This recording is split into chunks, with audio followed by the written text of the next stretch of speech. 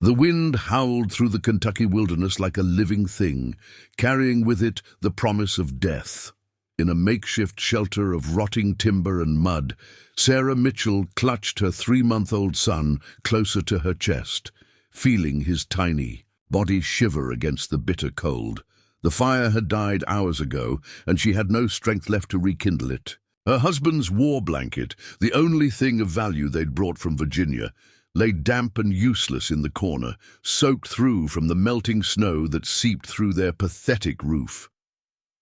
Before we jump back in, tell us where you're tuning in from, and if this story touches you, make sure you're subscribed, because tomorrow I've saved something extra special for you. 20 yards away, hidden behind a cluster of frost-covered pines, a Shawnee hunter named Running Wolf watched the dying embers of the white woman's fire with calculating eyes. His father's sacred war blanket was wrapped around his shoulders, its intricate beadwork and painted symbols telling the story of battles won and enemies conquered. He had been tracking deer for 3 days, but now something far more complex than hunger stirred in his chest as he observed the desperate scene before him. Sarah's breath came in short, visible puffs as she whispered a prayer to a god who seemed to have abandoned them in this frozen wasteland. Her baby's cries grew weaker with each passing hour, and she knew that by morning they would both be dead. What happened next would change both their lives forever and challenge everything they thought they knew about survival, sacrifice, and the thin line between enemy and savior. The journey that brought Sarah Mitchell to this moment of desperation began 6 months earlier in the rolling hills of Western Virginia, where she and her husband Thomas had owned a small but prosperous farm. Thomas Mitchell was a good man, quiet, hard-working, with calloused hands that could coax life from the most stubborn soil, and gentle enough to rock their newborn son to sleep each night. Their neighbors respected him, their crops grew strong under his care, and Sarah had believed their life was as solid as the stone foundation of their farmhouse. But prosperity breeds envy, and envy breeds lies. The trouble started when Marcus Thornwood, a wealthy landowner whose property bordered theirs, began making claims about the boundaries between their lands. Thornwood insisted that a valuable creek running through Thomas's best pasture actually belonged to him, supported by documents that seemed to appear overnight and witnesses whose memories suddenly changed when coins crossed their palms. V.E.S.U. Local magistrate, who owed Thornwood considerable gambling debts, proved remarkably sympathetic to these claims. Thomas fought the accusations with every legal means available to a man of modest wealth, spending their savings on lawyers who spoke eloquently but delivered little. The proceedings dragged on for months, during which time their crops rotted in the fields as Thomas spent his days in courtrooms rather than tending his land. Sarah, heavy with child, watched their carefully built life crumble piece by piece. The final blow came on a grey October morning when the sheriff arrived with a writ of seizure. Thornwood had convinced the court that Thomas owed him damages for unlawful use of the disputed land, damages that conveniently equaled the value of their entire farm. With no money left for appeals and winter approaching, they had 24 hours to gather what they could carry and leave the only home Sarah had ever known. Thomas's war blanket became their most precious possession that day, not for its monetary value, but for what it represented. He had carried it through 3 years of fighting against the British, sleeping under its warmth in frozen camps from Valley Forge to Yorktown. The blanket bore the stains of mud and blood, the scorch marks of campfires, and the memories of brothers in arms who never made it home. It was proof that Thomas Mitchell was a man who had served his country with honor, even if that same country now seemed determined to cast him aside. They loaded their few belongings into a rickety wagon, pulled by their aging mare, Constance, and set out toward the Kentucky Territory, where Thomas had heard tell of fertile land available to anyone brave enough to claim it. Sarah cradled their infant son, Daniel, as they rolled through the Virginia countryside, passing fields that would soon be winter bare, and houses where warm light glowed in windows they would never see again. The journey west was harder than anything Sarah had imagined. The roads, if they could be called roads, were little more than rutted paths that wound through dense forests and across swollen streams. Rain turned the trail to mud that sucked at their wagon wheels and made every mile a battle.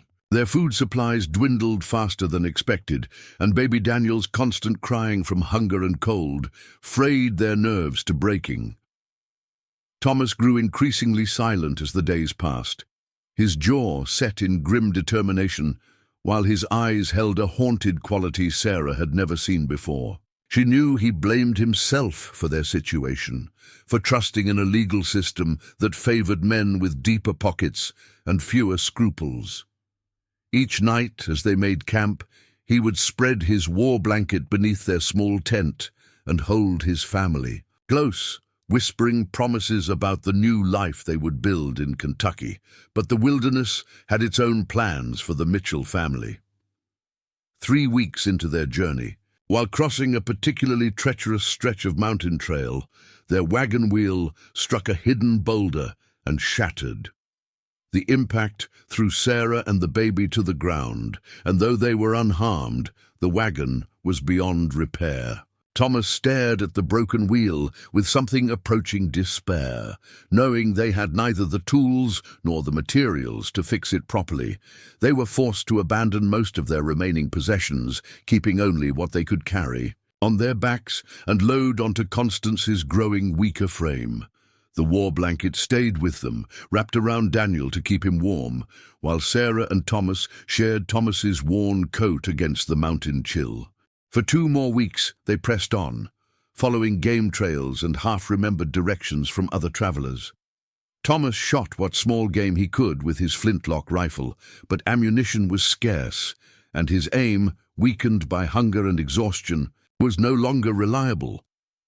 Sarah gathered what edible roots and berries she could find, but with winter approaching, the forest offered little sustenance.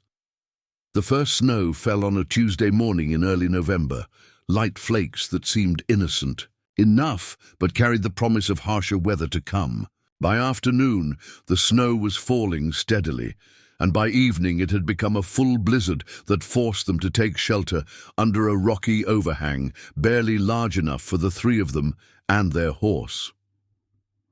Thomas ventured out the next morning to scout for better shelter and never returned. Sarah waited through that first day, telling herself he had found something promising nearby and would return before dark. When night fell without any sign of him, she began to truly worry. The second day passed in agonizing uncertainty, and by the third day she knew in her heart that something terrible had happened. She found his body at the bottom of a ravine, a quarter-mile from their shelter, his neck broken from a fall that might have happened in the blizzard, or while climbing down to investigate something he'd spotted. There were no signs of violence, no indication of wild animal attack, just the simple, brutal reality that in the wilderness even the smallest mistake could prove fatal. Sarah Mitchell, 23 years old and alone in the mountains with a 3-month-old baby and a dying horse, faced a choice that would define the rest of her life, however long that might be. She could follow the trail back east, hoping to reach civilization before winter killed them both, or she could continue west toward the Kentucky settlements that might or might not exist and might or might not welcome a penniless widow with a baby. She chose to keep moving west, driven by a stubborn refusal to let Thomas's dream die with him, and by the desperate hope that somewhere ahead lay the new life they had sacrificed everything to find. She buried her husband as best she could with stones from the ravine, said a prayer over his grave, and wrapped Daniel in his father's war blanket. Constance, their faithful mare, lasted only 4 more days before collapsing from exhaustion and cold. Sarah was forced to leave the horse behind and continue on foot, carrying Daniel and what few supplies remained. The war blanket became even more precious now, their shelter at night, Daniel's constant covering during the day, and the last tangible connection to the man who had loved them both. For 3 weeks, Sarah Mitchell walked through the Kentucky wilderness, surviving on frozen berries, bark tea, and the occasional fish she managed to catch in partially frozen streams. She lost weight she couldn't afford to lose, and her milk began to dry up, leaving Daniel weak and crying from hunger. Her boots wore through, and she wrapped her feet in strips torn from her dress, but the cold still bit through to the bone. It was during the 4th week, when she had been reduced to melting snow for water and chewing on leather strips for the small amount of nutrition they might provide, that she found the abandoned trapper's cabin. The structure was little more than a lean-to built against a large boulder, with walls of stacked logs chinked with mud and moss. The roof leaked, the door hung askew on leather hinges, and animals had clearly been using it as shelter, but to Sarah it looked like salvation. She managed to get a small fire going using flint and steel from Thomas's possessions, and for the first time in days, she and Daniel were truly warm. She melted snow for water, heated stones to place around Daniel's makeshift bed, and allowed herself to hope that they might actually survive until spring. But the fire consumed wood faster than she could gather it in her weakened state, and after 2 days, her small stockpile was exhausted. The temperatures dropped even further, and more snow began to fall. Sarah realized with growing horror that she lacked the strength to venture far enough from the cabin to find adequate fuel for the fire. As night fell on what she feared might be their last day alive, Sarah Mitchell sat in that miserable shelter with her dying baby in her arms, wrapped in a war blanket that had seen battles she could barely imagine, and prepared to meet whatever fate awaited them in the frozen Kentucky wilderness. She had no way of knowing that less than 50 yards away, a Shawnee hunter named Running Wolf was making calculations of his own about life, death, and the unexpected obligations that arise when worlds collide in the middle of nowhere. Running Wolf had been tracking the white woman for 3 days before he found her shelter, though tracking was perhaps too generous a term for following the obvious trail of desperation she left behind. Broken branches where she had leaned for support, scraps of fabric caught on thorns, the unmistakable signs of someone moving through the forest without skill or strength. Any Shawnee child could have followed such a path. What puzzled him was not her presence in his people's hunting grounds. White settlers had been pushing into Shawnee territory for years, bringing disease, violence, and destruction in their wake. What puzzled him was that she was alone with an infant, traveling on foot in weather that would challenge even experienced warriors. Her footprints told a story of exhaustion and poor judgment, but also of stubborn determination that reminded him uncomfortably of his own people's refusal to abandon their ancestral lands. Running Wolf was 28 years old enough to remember when his band had lived freely across vast territories that stretched from the Great River to the eastern mountains. Preparing and narrating this story took us a lot of time, so if you are enjoying it, subscribe to our channel. It means a lot to us. Now back to the story. He had been 15 when the Long Knives white soldiers first burned their villages, forcing his people to flee deeper into the wilderness. He had seen friends die from white man's diseases, had watched sacred burial grounds desecrated by settlers who saw only empty land where the Shawnee saw the resting places of their ancestors. The war blanket he wore had belonged to his father, White Eagle, who had died the previous winter defending their winter camp from a militia raid. White Eagle had earned the blanket through acts of courage in battle against the Iroquois and later against British soldiers who sought to use the Shawnee as pawns in their war against the Americans. The intricate beadwork told the story of White Eagle's victories, each pattern representing an enemy defeated, a village protected, a wrong avenged. According to Shawnee tradition, the blanket should have been buried with White Eagle, its power and memories accompanying him to the spirit world. But the attack had come so suddenly the retreat so urgent that many traditional customs had been abandoned in the chaos of survival. Running Wolf had grabbed the blanket as flames consumed their lodge, intending to perform the proper ceremonies later. But later never came, and now he carried his father's war honors on his own shoulders, a weight that went far beyond the physical burden of woven wool and beadwork. For months after his father's death, Running Wolf had struggled with questions that had no easy answers. White Eagle had taught him that the Shawnee were obligated to show mercy to those who showed mercy, to protect the innocent regardless of their blood, and to honor courage wherever it was found. But White Eagle had also died at the hands of white men who showed no such principles themselves, who killed women and children without hesitation and called it justice. The approaching winter had driven Running Wolf far from his band's main camp, following game trails into territory that few Shawnee still visited regularly. The deer were more plentiful here, less wary of human presence, but the isolation also meant greater danger for a lone hunter.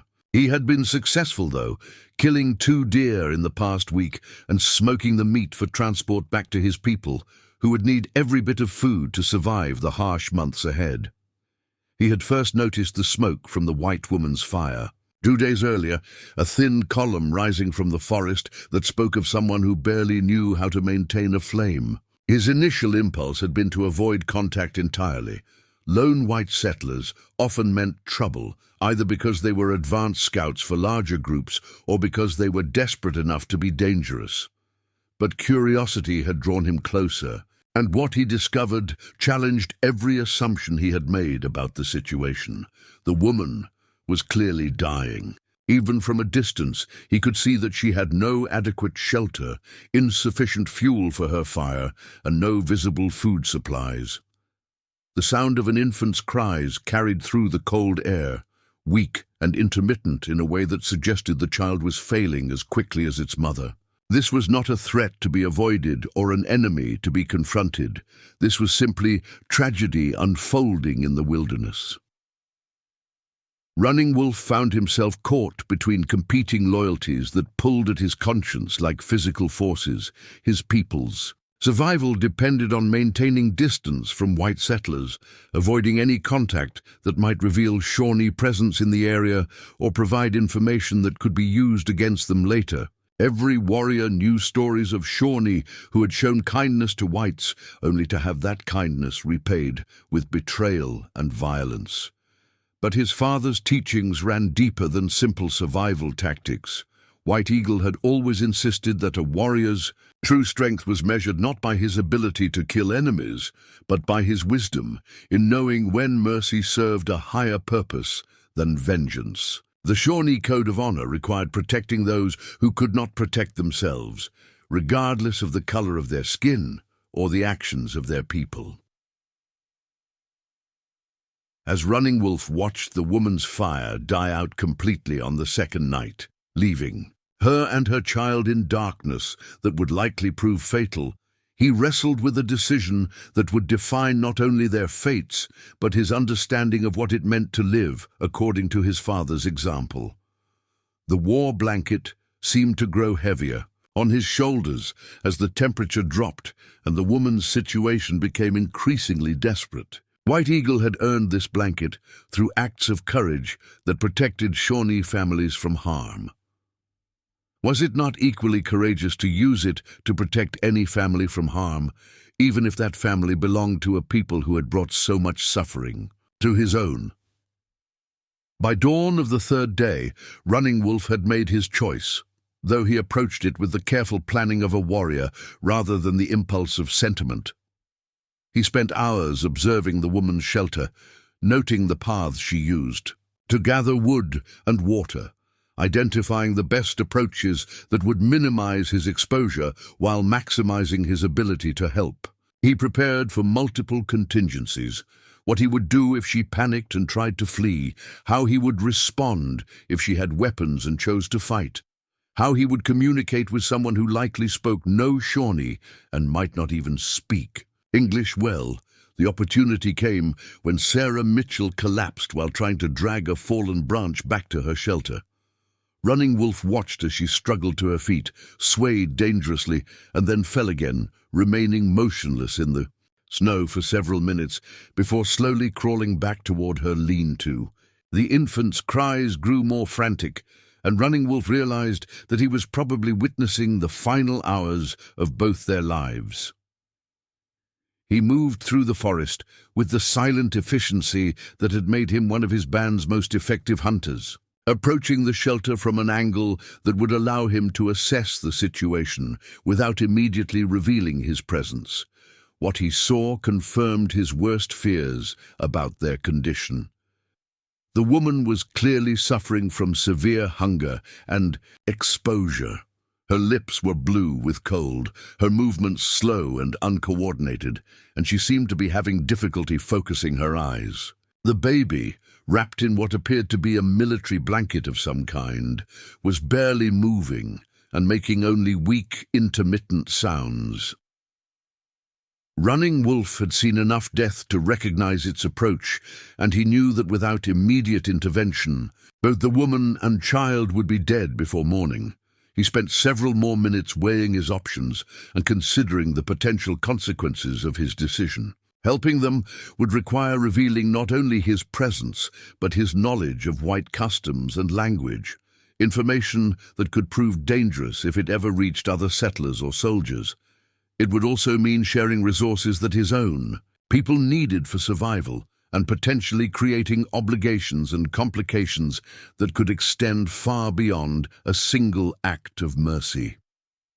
But as he watched Sarah Mitchell struggle to light a fire with hands that shook too violently to strike flint, against steel, Running Wolf heard his father's voice as clearly as if White Eagle stood beside him in the snow. A warrior's greatest victory is not the enemy he defeats, but the life he preserves when no one is watching.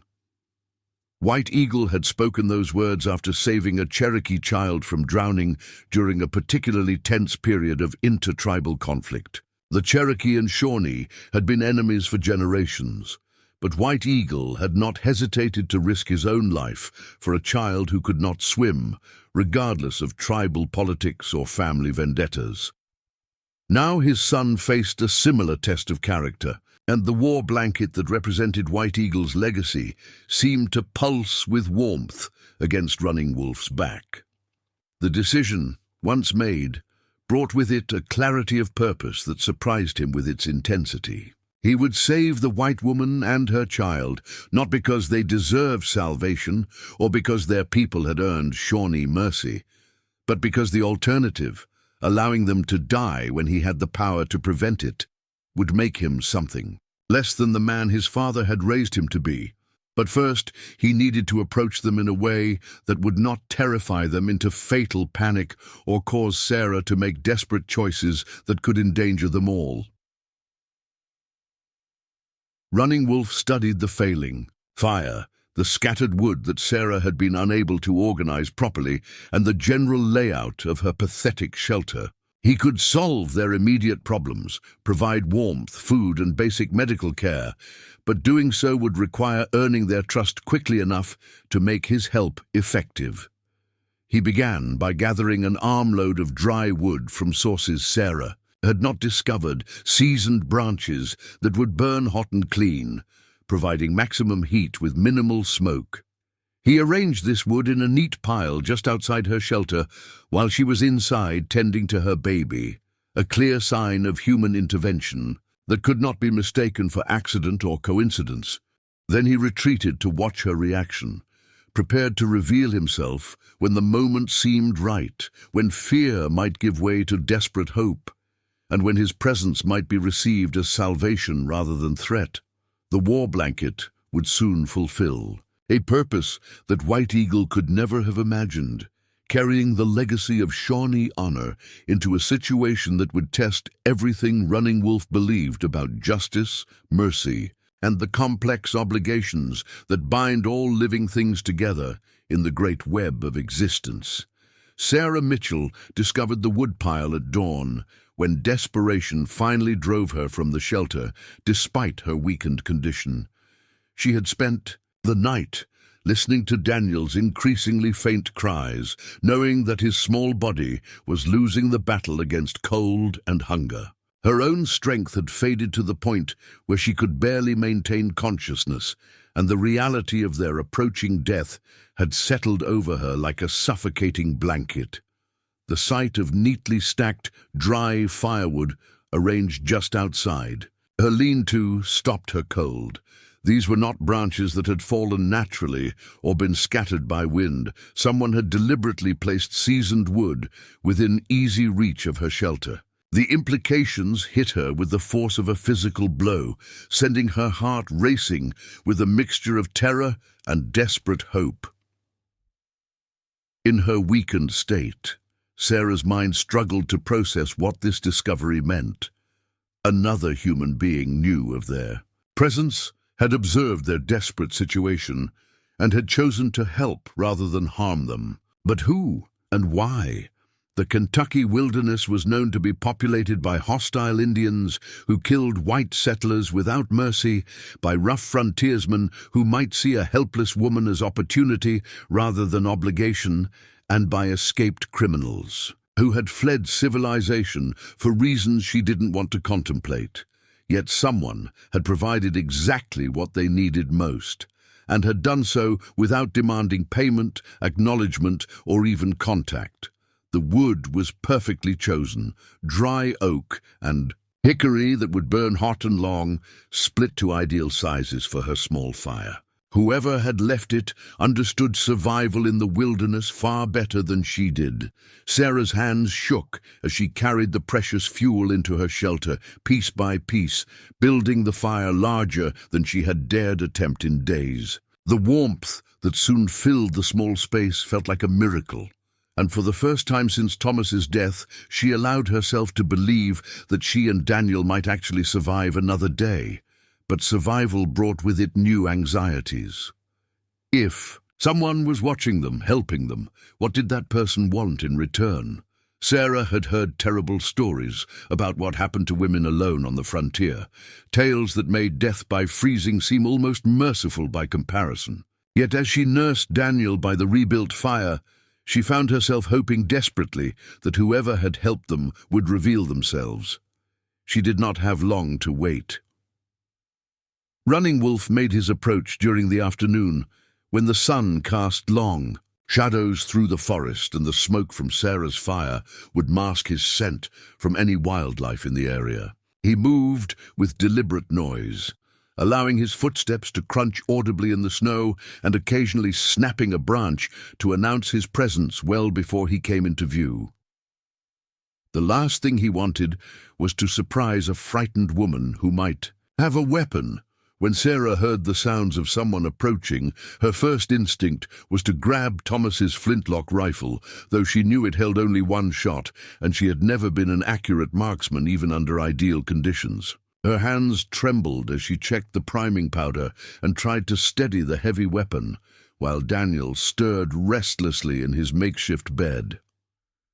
The figure that emerged from the tree line was unlike anything Sarah had expected. Running Wolf stood, nearly 6 feet tall, with broad shoulders and the lean build of someone accustomed to living off the land. His dark hair hung in 2 braids, decorated with small bones and feathers, and his face bore the weathered look of a man who spent his life outdoors. Most striking of all was the elaborately decorated blanket draped over his shoulders, its intricate patterns and bright colors marking it as something of great significance. But it was his eyes that surprised Sarah most. Intelligent, cautious, but lacking the hostility or violence she had expected from an Indian warrior. He raised both hands to show they were empty, spoke a few words in a language she didn't recognize, and then, to her amazement, addressed her in accented but clear English. "I mean no harm to you or your child," Running Wolf said, his voice carrying an authority that somehow made the words believable. "You are dying. I can help. Sarah kept the rifle trained on him despite the tremor in her arms, though she suspected they both knew she posed little real threat in her weakened condition. "Stay back," she managed to say, though her voice cracked with exhaustion. "I'll shoot if you come closer." Running Wolf nodded, as if he had expected this response. "You have one shot," he observed calmly. "If you miss, you have no protection. If you hit me, you have no help. Your child grows weaker while we speak." The brutal logic of his words cut through Sarah's fear like a blade. Daniel had barely moved all morning, and his breathing had become so shallow she sometimes had to lean close to make sure he was still alive. Whatever this Indian's intentions, they could hardly be worse than the slow death that awaited her and her son without intervention. "What do you want?"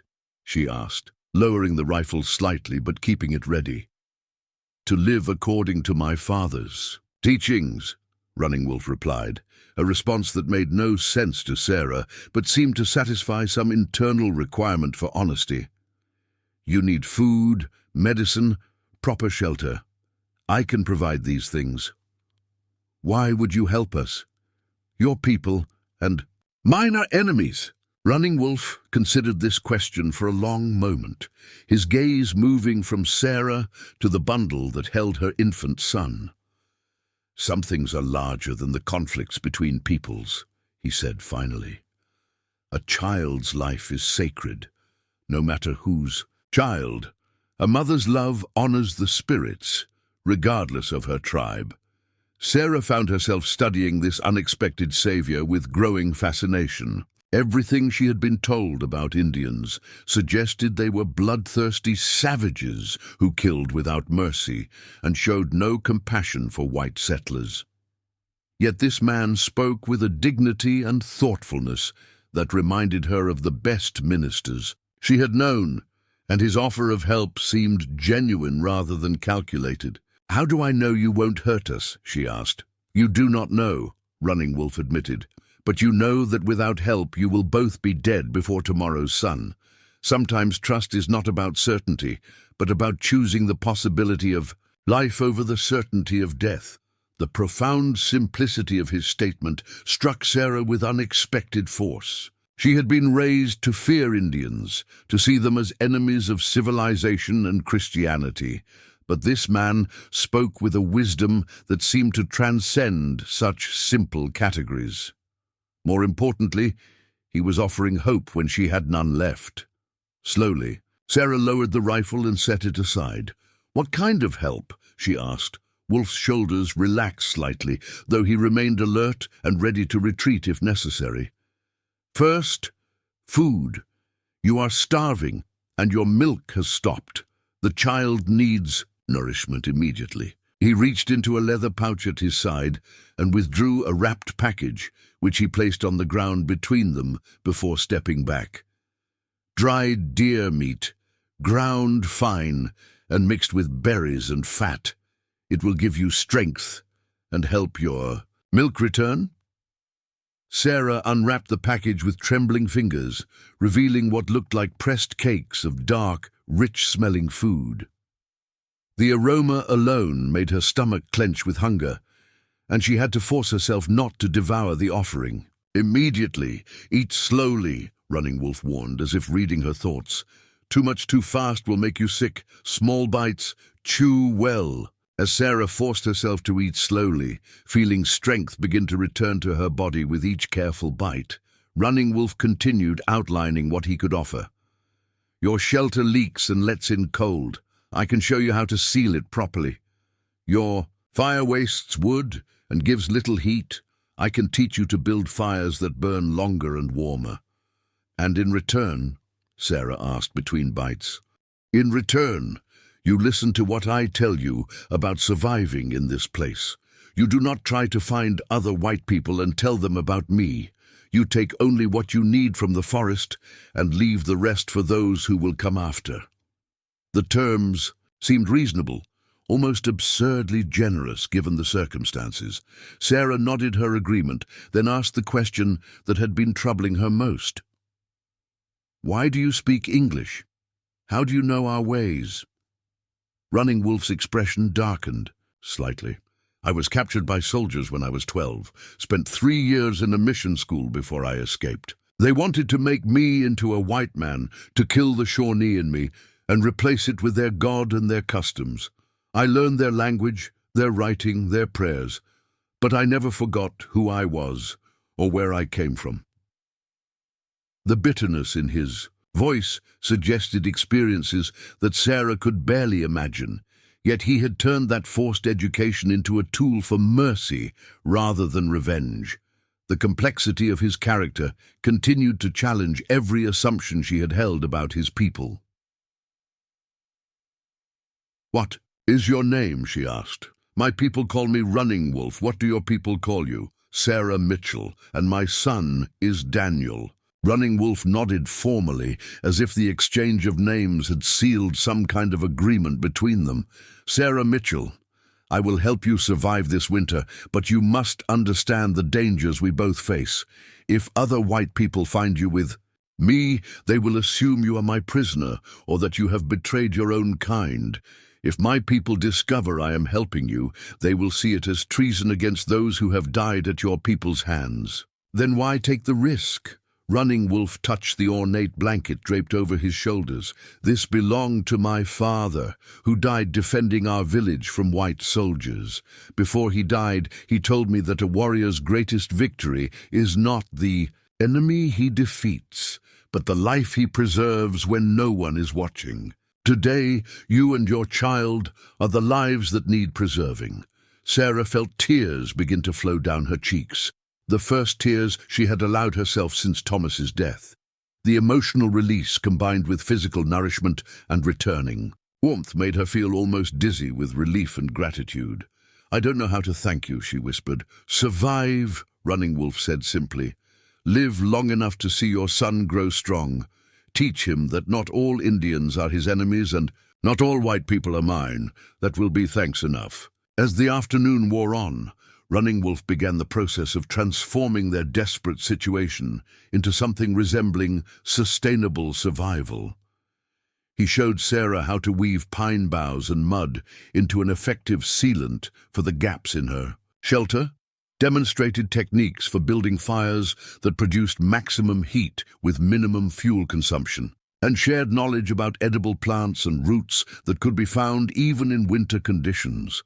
But perhaps, most importantly, he began to restore something in Sarah that she had thought lost forever.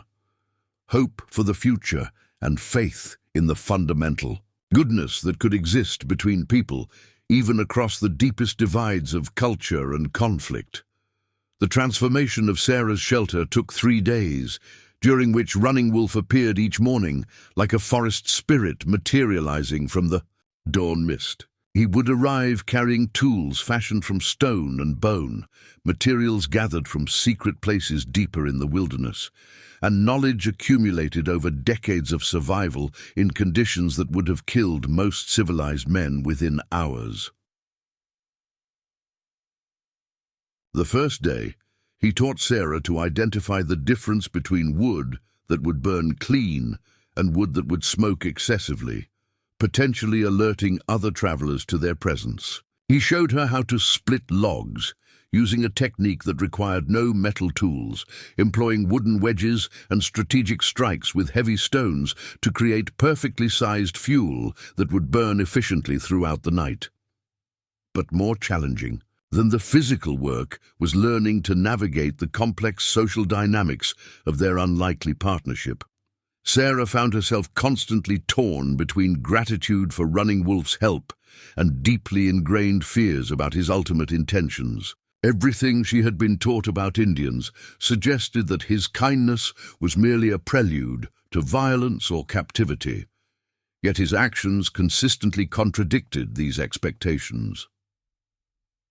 Running Wolf seemed to understand her internal struggle without needing explanation. He maintained careful physical distance, never approaching closer than necessary for instruction or assistance. He announced his arrival each morning by calling out from the forest edge, giving Sarah time to prepare herself mentally for his presence. Most importantly, He never made her feel helpless or dependent, instead teaching her skills that would allow her to survive independently if necessary. A gift that creates dependence is not truly a gift, he explained while showing her how to construct deadfall traps for small game. Knowledge that allows you to provide for yourself and your child. That is a gift that honors both the giver and the receiver. Daniel's recovery proved even more dramatic than his mother's. The nourishing food Running Wolf provided, combined with the improved warmth of their shelter, allowed Sarah's milk to return within 2 days. The baby's color improved from the frightening blue-white of hypothermia to healthy pink, and his cries regained the lusty strength that Sarah had feared. She would never hear again. Watching her son's transformation filled Sarah with emotions she struggled to understand. Relief and gratitude were obvious, but there was something deeper, a growing recognition that she owed Daniel's life to a man she had been raised to consider her natural enemy. The magnitude of that debt created obligations she had never expected to face. Running Wolf's own relationship with the baby proved surprisingly tender. On the second day, when Sarah was outside gathering materials for shelter repairs, Daniel began crying inconsolably. Rather than retreating as Sarah expected, Running Wolf began singing a soft melody in his native language, rocking the infant with a gentleness that spoke of experience with children. "You have children of your own?" Sarah asked when she returned, to find Daniel sleeping peacefully in Running Wolf's arms. A shadow passed across his face. "I had a son. He died last winter during the militia raid that killed my father. He was 3 years old." The simple statement carried such weight of loss that Sarah felt her own grief respond in sympathy. "I'm sorry," she whispered, understanding. Finally, why Running Wolf had been so determined to save Daniel's life. "His name was Little Hawk," Running Wolf continued, his voice steady but distant. "He looked like me but had his mother's laugh. She died bringing him into the world, so it was just the two of us. He used to fall asleep to the same song I just sang to your son." Sarah felt tears threatening again, but this time they were for Running Wolf's loss rather than her own circumstances. The complexity of their situation struck her with new force. This man who was saving her child's life had lost his own child to people who looked like her, who shared her language and customs and faith. "Why don't you hate me?" she asked suddenly. "Why don't you hate all of us?" Running Wolf considered the question while gently placing Daniel back in his makeshift bed. "Hate is like carrying a burning coal with the intention of throwing it at someone else," he said finally. "You are the one who gets burned first. My father taught me that hatred diminishes the one who carries it more than the one it targets. But surely you must feel anger about what happened to your family." "Anger, yes, but anger directed at those who committed the acts, not at every person who shares their appearance. Should I hate you because other white people killed my son? Should I let Little Hawk die twice, once from violence, and again when hatred makes me forget the joy he brought to my life?" The philosophical depth of his response challenged Sarah's understanding of justice and vengeance in ways that made her profoundly uncomfortable. Her own faith taught forgiveness, but she wondered if she could have shown such wisdom if their positions were reversed. By the third day, their working relationship had evolved into something resembling friendship, though both remained carefully aware of the boundaries that separated their worlds. Running Wolf shared stories about reading the forest, how to identify animal tracks in snow, which plants indicated nearby water sources, what weather signs to watch for when planning activities. Sarah, in return, found herself talking about her life in Virginia, her marriage to Thomas, and her dreams for the kind of future she wanted Daniel to have. "You speak of building a farm," Running Wolf observed, while they worked together to weave pine boughs into the shelter walls. "But this land belongs to my people. White settlers who come here bring soldiers and conflict. How do you hope to build peace on ground that others consider their home. It was a question Sarah had never seriously considered. In Virginia, the land had seemed simply available, purchased legally from men who claimed legitimate ownership. The idea that the Kentucky territory might be someone else's home, rather than empty wilderness waiting for development, had never occurred to her in any meaningful way. "I don't know," she finally admitted. "Thomas always said there was enough land for everyone, that Indians and whites could live side by side if we respected each other's ways. But I'm beginning to understand how naive that sounds." "Not naive," Running Wolf corrected. "Hopeful. Hope is not always practical, but it is always necessary. Without hope, we become something less than human." Their philosophical discussions were interrupted on the fourth day by a development that changed everything. Sarah woke to find Running Wolf crouched at the entrance to her shelter, his entire demeanor radiating tension and alertness. "We have a problem," he said quietly. "There are white men in the forest, moving this way. 3 of them, armed, following. What might be your trail from the east?" Sarah's heart immediately began racing. "Rescuers? Someone looking for me?" "Perhaps. Or perhaps men with less honorable intentions. Lone women on the frontier sometimes attract attention from those who see opportunity rather than obligation." The possibility that Sarah hadn't considered suddenly seemed terrifyingly real. Not all white men in the wilderness were settlers or soldiers. Some were outlaws, deserters, or worse. A woman alone with a baby could represent wealth through ransom, labor through forced marriage, or simply entertainment for men who had been too long without civilized company. "What do we do?" Sarah asked, instinctively moving closer to Daniel. "You have choices," Running Wolf said. "I can disappear, leave you to face whoever comes alone. You tell them you survived by luck and determination, never mention my help. That keeps both of us safe from complications."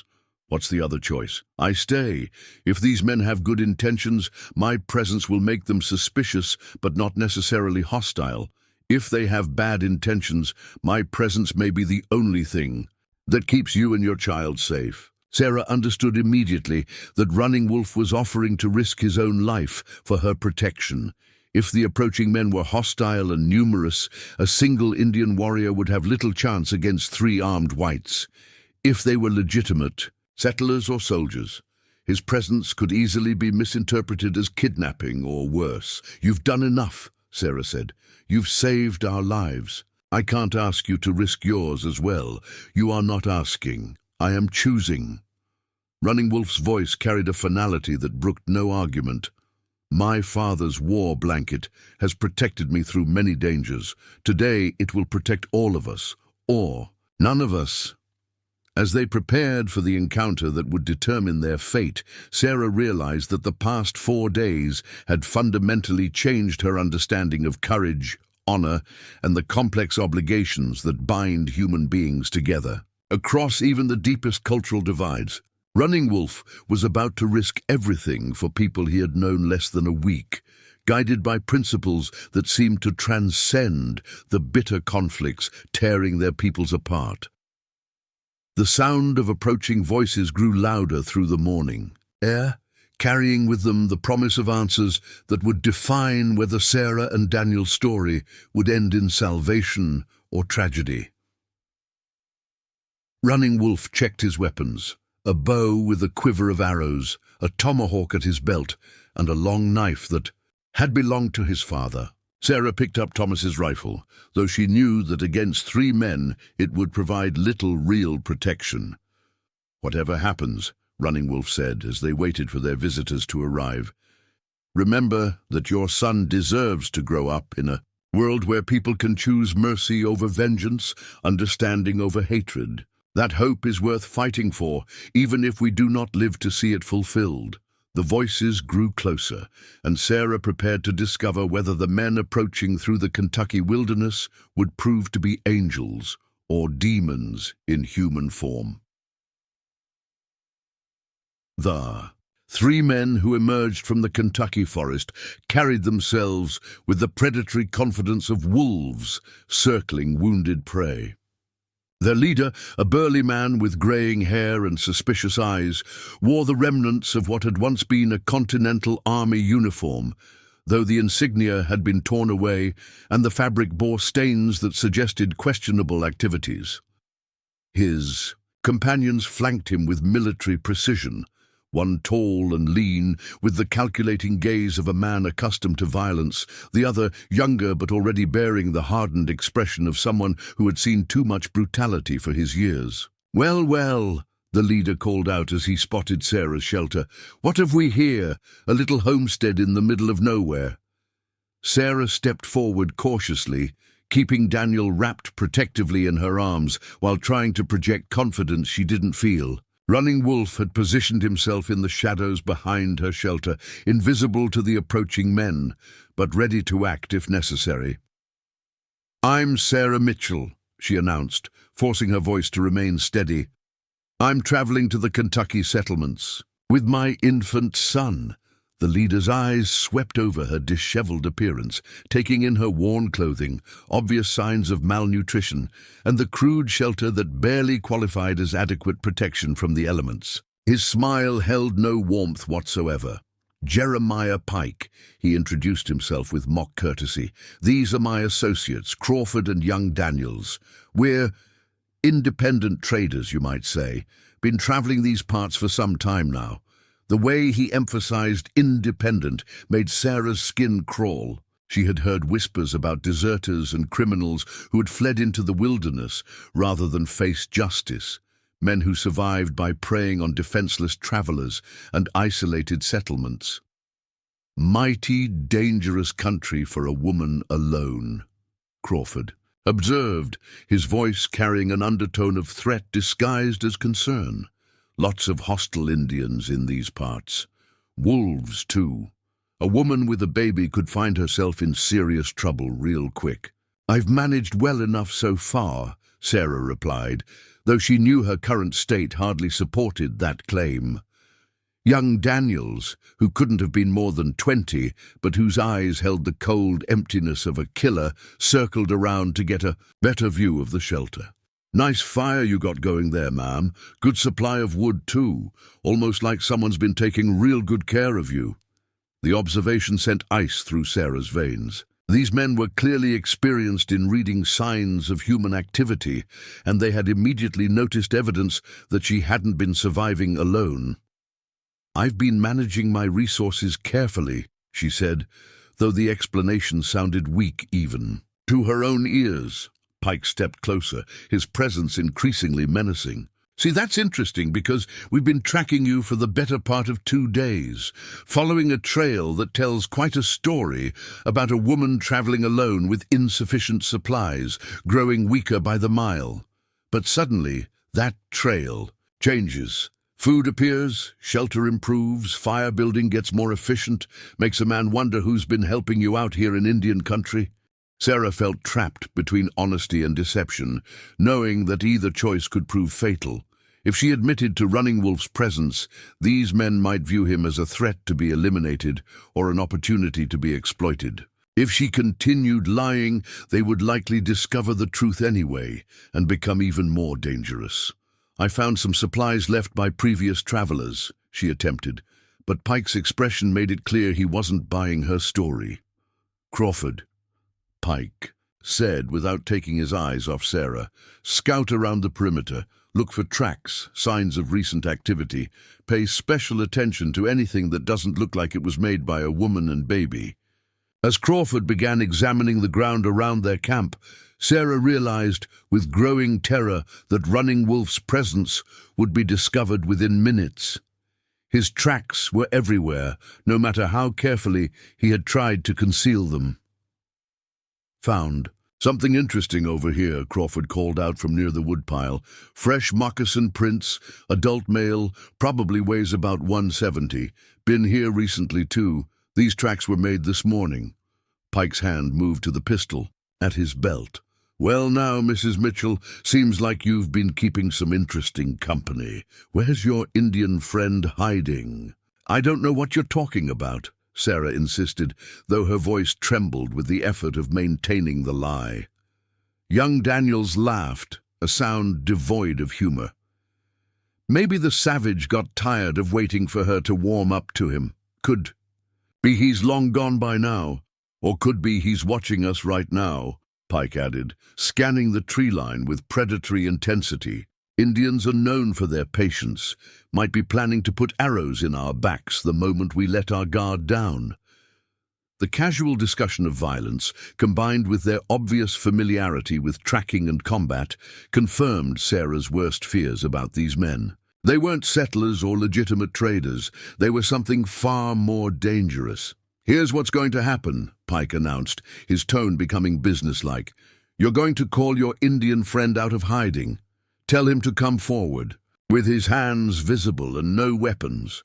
If he cooperates, we'll all have a civilized conversation about the situation. If he doesn't—" Pike let the threat hang in the air, while his hand remained on his pistol. Sarah's mind raced through impossible options. She could continue denying Running Wolf's presence, but that would only delay the inevitable discovery while making these men more suspicious and aggressive. She could try to warn Running Wolf to flee, but that might provoke immediate violence that could endanger Daniel. Or she could trust that Running Wolf was listening and would make his own decision about how to handle the situation. "I'm waiting, Mrs. Mitchell," Pike said, his patience clearly wearing thin. Before Sarah could respond, Running Wolf's voice emerged from the forest, speaking in accented English that carried complete calm despite the circumstances. "I am here. I come forward peacefully." Running Wolf stepped into view with his hands raised, his movements deliberate and non-threatening. But even in surrender, his presence commanded respect. His height and bearing, combined with the elaborate war blanket draped over his shoulders, marked him as someone of significance among his people. Pike's eyes immediately fixed on the blanket, recognizing both its obvious value and its cultural importance. Well, a war chief no less. This just got a lot more interesting." "I am not a chief," Running Wolf corrected calmly. "I am a hunter. This woman and her child were dying. I provided assistance." Crawford moved to flank Running Wolf, while young Daniels positioned himself to cover all possible escape routes. Their coordination spoke of extensive experience in capturing and controlling prisoners.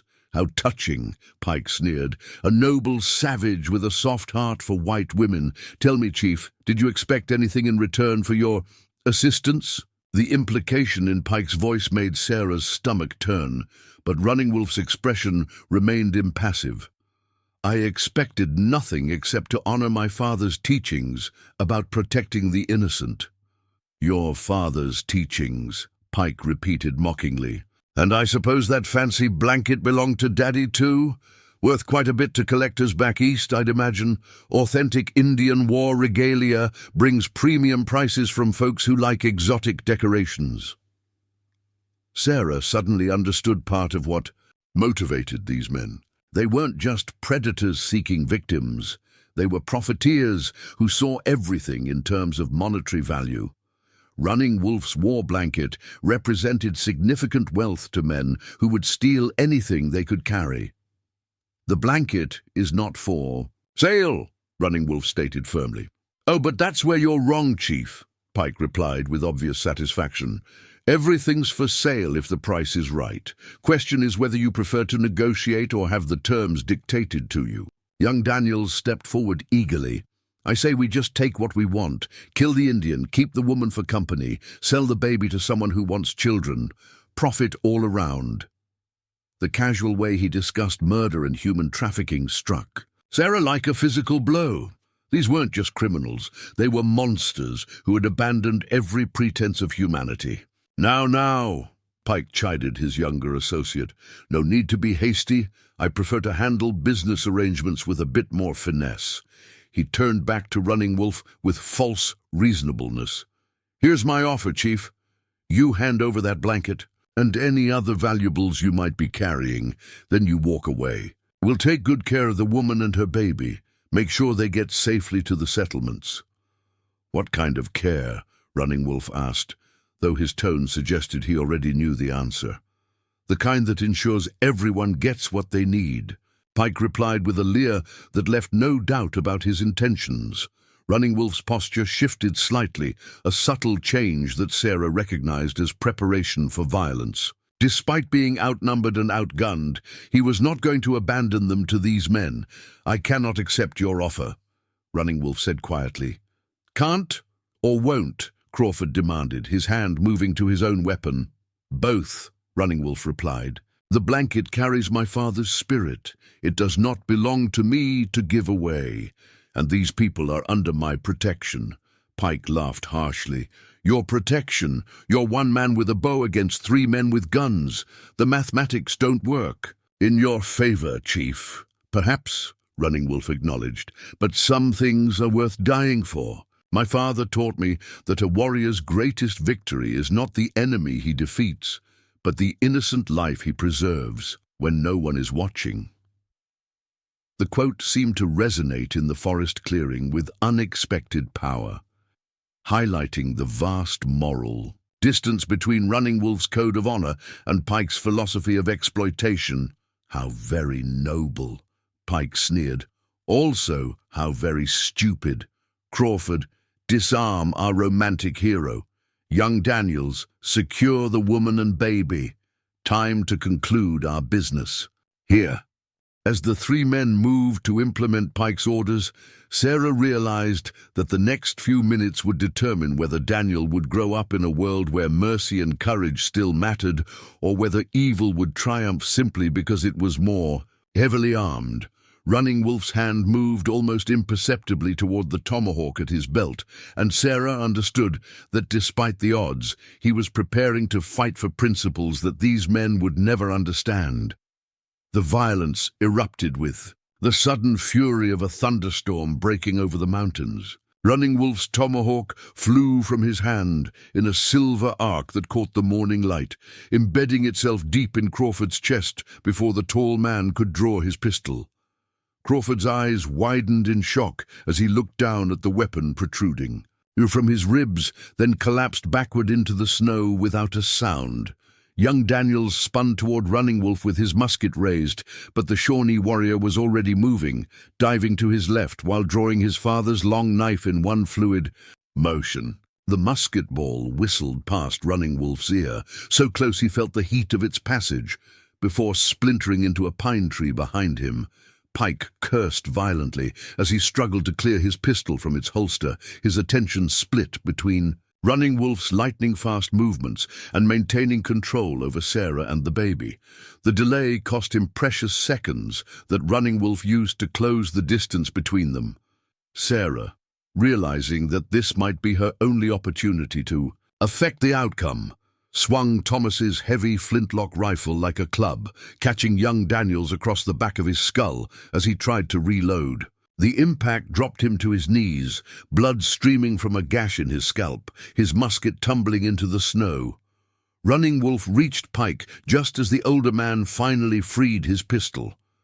They grappled for control of the weapon, 2 men locked, in desperate combat, while Sarah pressed herself against the shelter wall, clutching Daniel protectively. The pistol discharged between them, the ball flying harmlessly into the trees, but the flash and roar of black powder left both men temporarily blinded and deafened. Pike was heavier and had the advantage of desperation, but Running Wolf possessed the trained reflexes of a warrior who had survived countless battles. As their vision cleared, Running Wolf managed to hook his leg behind Pike's knee, sending both men crashing to the ground in a tangle of limbs and weapons. Young Daniels staggered to his feet, blood still flowing from his head wound, and reached for the knife at his belt. Sarah saw the danger and reacted without thinking, charging forward with a burning branch from their fire. She thrust the flaming wood directly into Daniel's face, driving him backward with screams of pain and fury. The young killer stumbled blindly, hands pressed to his burned features, and fell backward over a fallen log. His head struck a protruding stone with a sickening crack that ended his threats permanently. Meanwhile, Running Wolf and Pike continued their life-or-death struggle on the forest floor. Pike managed to draw his own knife and slashed wildly at Running Wolf's throat, the blade passing so close it cut through several strands of Shawnee's braided hair. Running Wolf responded by driving his knee into Pike's solar plexus, forcing the air from the older man's lungs and creating enough space to bring his own blade into play. The fight that followed was brutal and merciless, two men who understood that only one would walk away from this encounter. Pike fought with the vicious cunning of a man who had survived by preying on the weak, while Running Wolf drew upon skills honed through years of warfare and hunting. They rolled across the snow-covered ground, each seeking the killing blow that would end their opponent's threat forever. Sarah watched in horrified fascination as these two representatives of vastly different worlds fought for the right to determine her and Daniel's fate. She understood intuitively that this battle was about more than simple survival. It was a collision between two completely opposed philosophies of how human beings should treat one another. The decisive moment came when Pike, driven by desperation, attempted to use Sarah as a human shield. He broke away from Running Wolf and lunged toward where she stood holding Daniel, intending to place a knife at her throat and force the Shawnee warrior to surrender. But Pike had underestimated both Sarah's courage and Running Wolf's speed. As Pike reached for her, Sarah twisted away while simultaneously kicking out with her foot, catching Pike in the knee and sending him stumbling off balance. Running Wolf seized the opportunity, his knife finding the gap between Pike's ribs with surgical precision. Pike looked down at the blade protruding from his chest with an expression of complete surprise, as if he couldn't quite believe that his life of violence had finally caught up with him. He opened his mouth to speak, but only blood emerged. He collapsed face first into the snow, his body shuddering once before going still. The sudden silence that followed the violence was almost deafening. Sarah found herself breathing heavily, adrenaline still coursing through her system as she tried to process what had just occurred. Daniel, miraculously, had slept through most of the fighting, though he stirred restlessly in response to his mother's agitated state. Running Wolf stood slowly, testing his body for injuries and finding several cuts and bruises, but nothing that would prevent him from functioning. He retrieved his tomahawk from Crawford's body and cleaned both his weapons carefully before returning them to their places on his belt. "Are you hurt?" he asked Sarah, his voice remarkably calm, considering what they had just survived. Sarah shook her head, though she realized she was trembling from shock and relief. "I'm fine, Daniel's fine, but you're bleeding." Indeed, Running Wolf bore several wounds from the fight, a shallow cut across his cheek from Pike's knife, scrapes on his hands and arms from rolling across rough ground, and what looked like a deeper gash on his left shoulder that was seeping blood through his shirt. "Nothing that won't heal," he assured her, though Sarah could see he was favoring his left arm. She approached him cautiously, still processing the reality that this man had just killed 3 other men to protect her and her child. The violence had been necessary and justified, but witnessing it had shaken her understanding of the world in fundamental ways. "Let me look at that shoulder," she said, her training as a farm wife taking over. She had tended enough injuries over the years to recognize wounds that needed immediate attention.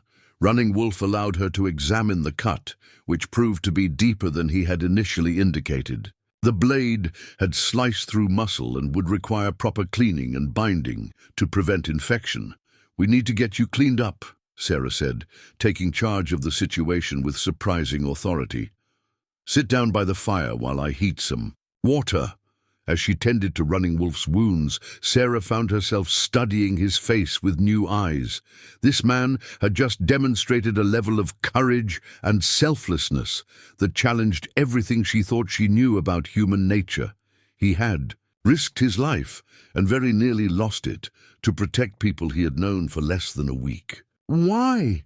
she asked as she carefully cleaned the wound on his shoulder. "Why did you fight for us? You could have walked away when they gave you the chance."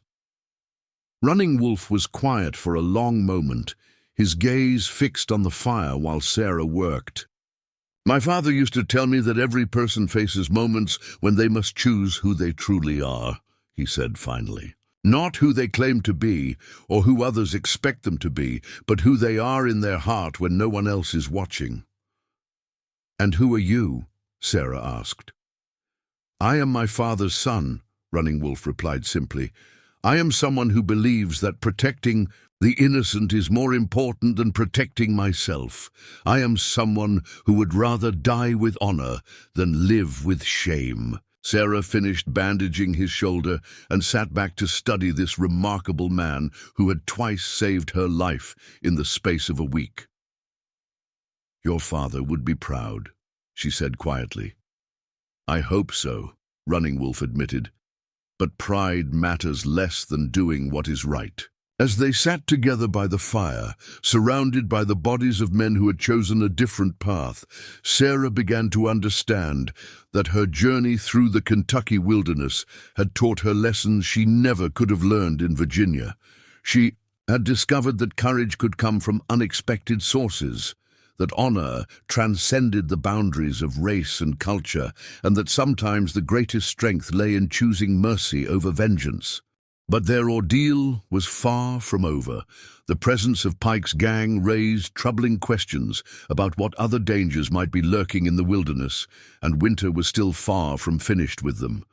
More immediately, they now faced the practical problem of what to do with 3 bodies, and the evidence of violence that could attract unwanted attention from other travelers. "We need to move," Running Wolf said, echoing Sarah's thoughts. "Other men may come looking for these 3. This place is no longer safe." "Where can we go?" Sarah asked, realizing that her original plan of reaching the Kentucky settlements was no longer feasible. Winter travel with an infant was dangerous enough without the added complication of explaining their connection to 3 dead men. Running Wolf considered the question carefully. "There is a place my people know, a hidden valley, where we sometimes winter when the hunting is poor. It has shelter, water, and game. We could survive there until spring. Your people won't object to you bringing a white woman and her child to a sacred place." "My people are not there this winter," Running Wolf explained. "They have moved south to avoid militia patrols. The valley is empty, but the shelters remain." Sarah nodded slowly, understanding that she was about to cross another line that would separate her even further from the life she had known. But Daniel's needs took precedence over her own concerns about propriety or convention. "When do we leave?" she asked. "Now," Running Wolf replied, already moving to gather their supplies, "before the scavengers arrive to claim what remains." As they prepared to abandon the shelter that had briefly been their refuge, Sarah took one last look at the war blanket that had played such a crucial role in their survival. It still bore her husband's memory, but now it also carried the weight of Running Wolf's sacrifice and the promise of whatever uncertain future awaited them in the hidden valley. The Kentucky wilderness stretched before them, vast and unforgiving, but no longer quite as lonely as it had seemed when she first entered it weeks ago. The journey to the hidden valley began before dawn, with Running Wolf leading Sarah and Daniel through a landscape that seemed designed to test every aspect of human endurance. They moved like ghosts through the pre-dawn darkness, carrying only what was essential for survival while leaving behind any trace of their presence at the battleground where 3 men had died for their cruelty. Running Wolf had spent the final hours before departure, methodically erasing evidence of their stay. He scattered the ashes of their fire, disguised the improvements they had made to the shelter, and arranged the bodies of Pike's gang to suggest they had killed each other in a dispute over loot. To any tracker who might follow, it would appear that the criminals had met their end through their own violence rather than through intervention by others. Sarah marveled at Running Wolf's attention to detail as she watched him work. Every broken branch was repositioned to look natural, every footprint carefully obscured, every sign of recent habitation cleverly disguised or eliminated entirely. His knowledge of wilderness survival went far beyond simple hunting and gathering. He understood the forest as a complex system where every disturbance told a story to those skilled enough to read it. "Will that really fool other trackers?" Sarah asked as they prepared to leave. "It will fool white trackers," Running Wolf replied. "My own people would see through the deception, but they are far away and have no reason to come here. Anyone else who finds this place will see what they expect. To see evidence that bad men met a bad end." The first day of travel tested Sarah's physical limits in ways she hadn't imagined possible. Running Wolf set a pace that seemed almost impossibly demanding for someone carrying an infant, yet he constantly adjusted their route to accommodate her capabilities while still making steady progress toward their destination. They followed no recognizable trails, instead moving through the forest according to a navigation system that existed only in Running Wolf's memory and understanding of the landscape. He read the terrain like a book, identifying landmarks invisible to Sarah's untrained eyes, the particular way certain trees grew in response to prevailing winds, the subtle changes in vegetation that indicated underground water sources, the barely perceptible animal paths that revealed the presence of game. "How do you know where we're going?" Sarah asked during one of their brief rest stops, when exhaustion had made her bold enough to question their route. "My grandfather brought me to the Hidden Valley when I was 12, Running Wolf explained. "He taught me that a warrior must know secret places where his people can retreat when enemies grow too numerous to fight directly. This knowledge was passed from father to son for many generations. But you're sharing it with me, an outsider." Wolf's expression grew thoughtful as he considered her observation. "You are no longer an outsider," he said finally. "You have fought beside me, bled with me, trusted me with your child's life. In Shawnee custom, this makes you family, regardless of the color of your skin." The concept of earned kinship, rather than blood-based family relationships, was foreign to Sarah's understanding. Yet it resonated with something deep in her experience. Thomas had often spoken about the bonds forged between soldiers who had faced death together, relationships that transcended normal social boundaries and created obligations that lasted a lifetime.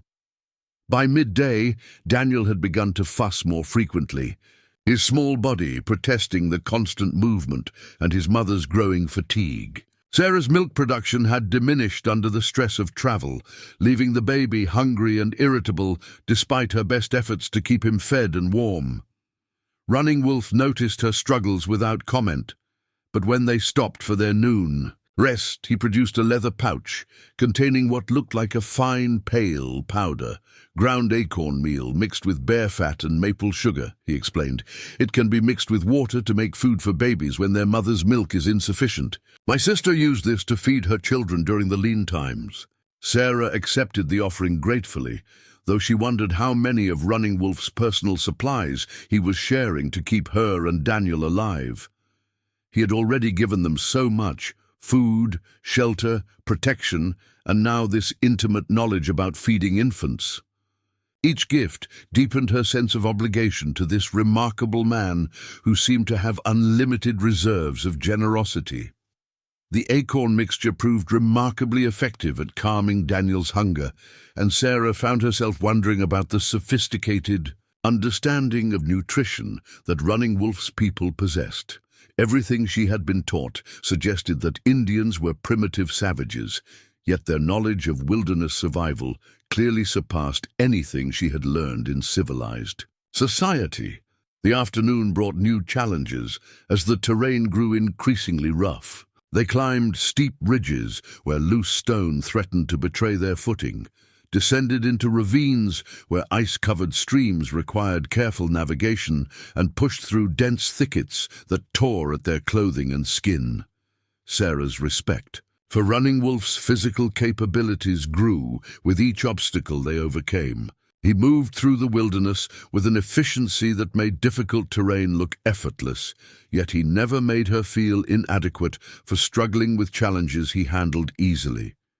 Instead, he quietly provided assistance, a steady hand during treacherous climbs, a warned word about unstable footing, a different route when the direct path proved too demanding. "You were not raised for this kind of travel," he observed during one particularly difficult stream crossing, "yet you endure it without complaint. That speaks well of your character." "I complain plenty," Sarah replied with a tired laugh. "I just do it silently." "Silent complaints are not really complaints," Running Wolf said, with what might have been the beginning of a smile. "They are simply the mind's way of noting difficulties while the spirit chooses to continue anyway." As evening approached, the landscape began to change in subtle ways that suggested they were nearing their destination. The trees grew larger and more widely spaced, creating cathedral-like spaces where ancient oaks and maples towered overhead. The undergrowth became less dense, as if the forest floor received more light despite the thick canopy above. Most remarkably, the temperature seemed noticeably warmer, though Sarah couldn't understand why this hidden valley should enjoy a more favorable climate than the surrounding wilderness. "The valley sits lower than the surrounding ridges," Running Wolf explained when she mentioned the temperature difference. "It is protected from the worst winter winds, and several warm springs provide heat even in the coldest months. My people have used this place for winter shelter for more years than anyone can remember." They crested a final ridge just as the sun was setting, and Sarah got her first glimpse of the hidden valley that would be their home for the remainder of the winter. The sight took her breath away. The valley stretched for perhaps 2 miles in length and half a mile in width, completely surrounded by steep ridges that would make it invisible to anyone who didn't know exactly where to look. Ancient trees filled the space like living pillars, their massive trunks speaking of centuries of undisturbed growth. Through the center of the valley ran a clear stream that seemed to steam slightly in the cold air, evidence of the warm springs Running Wolf had mentioned. But most impressive were the structures scattered throughout the valley floor, not the crude lean-tos Sarah had expected, but sophisticated buildings that demonstrated architectural knowledge she hadn't known Indians possessed. The largest structure appeared to be a communal lodge built from massive logs and roofed with what looked like carefully woven bark. Smaller buildings, presumably family dwellings, surrounded the central lodge in a pattern that suggested careful planning and social organization. "This is beautiful," Sarah whispered, awed by the hidden civilization spread before them. "My people have been perfecting this place for many generations," Running Wolf said with obvious pride. Each family added improvements. Each winter taught new lessons about surviving in comfort. What you see represents the accumulated wisdom of my ancestors. They descended into the valley as full darkness fell, guided by starlight and Running Wolf's intimate familiarity with the terrain. As they approached the buildings, Sarah began to notice details that spoke of recent habitation.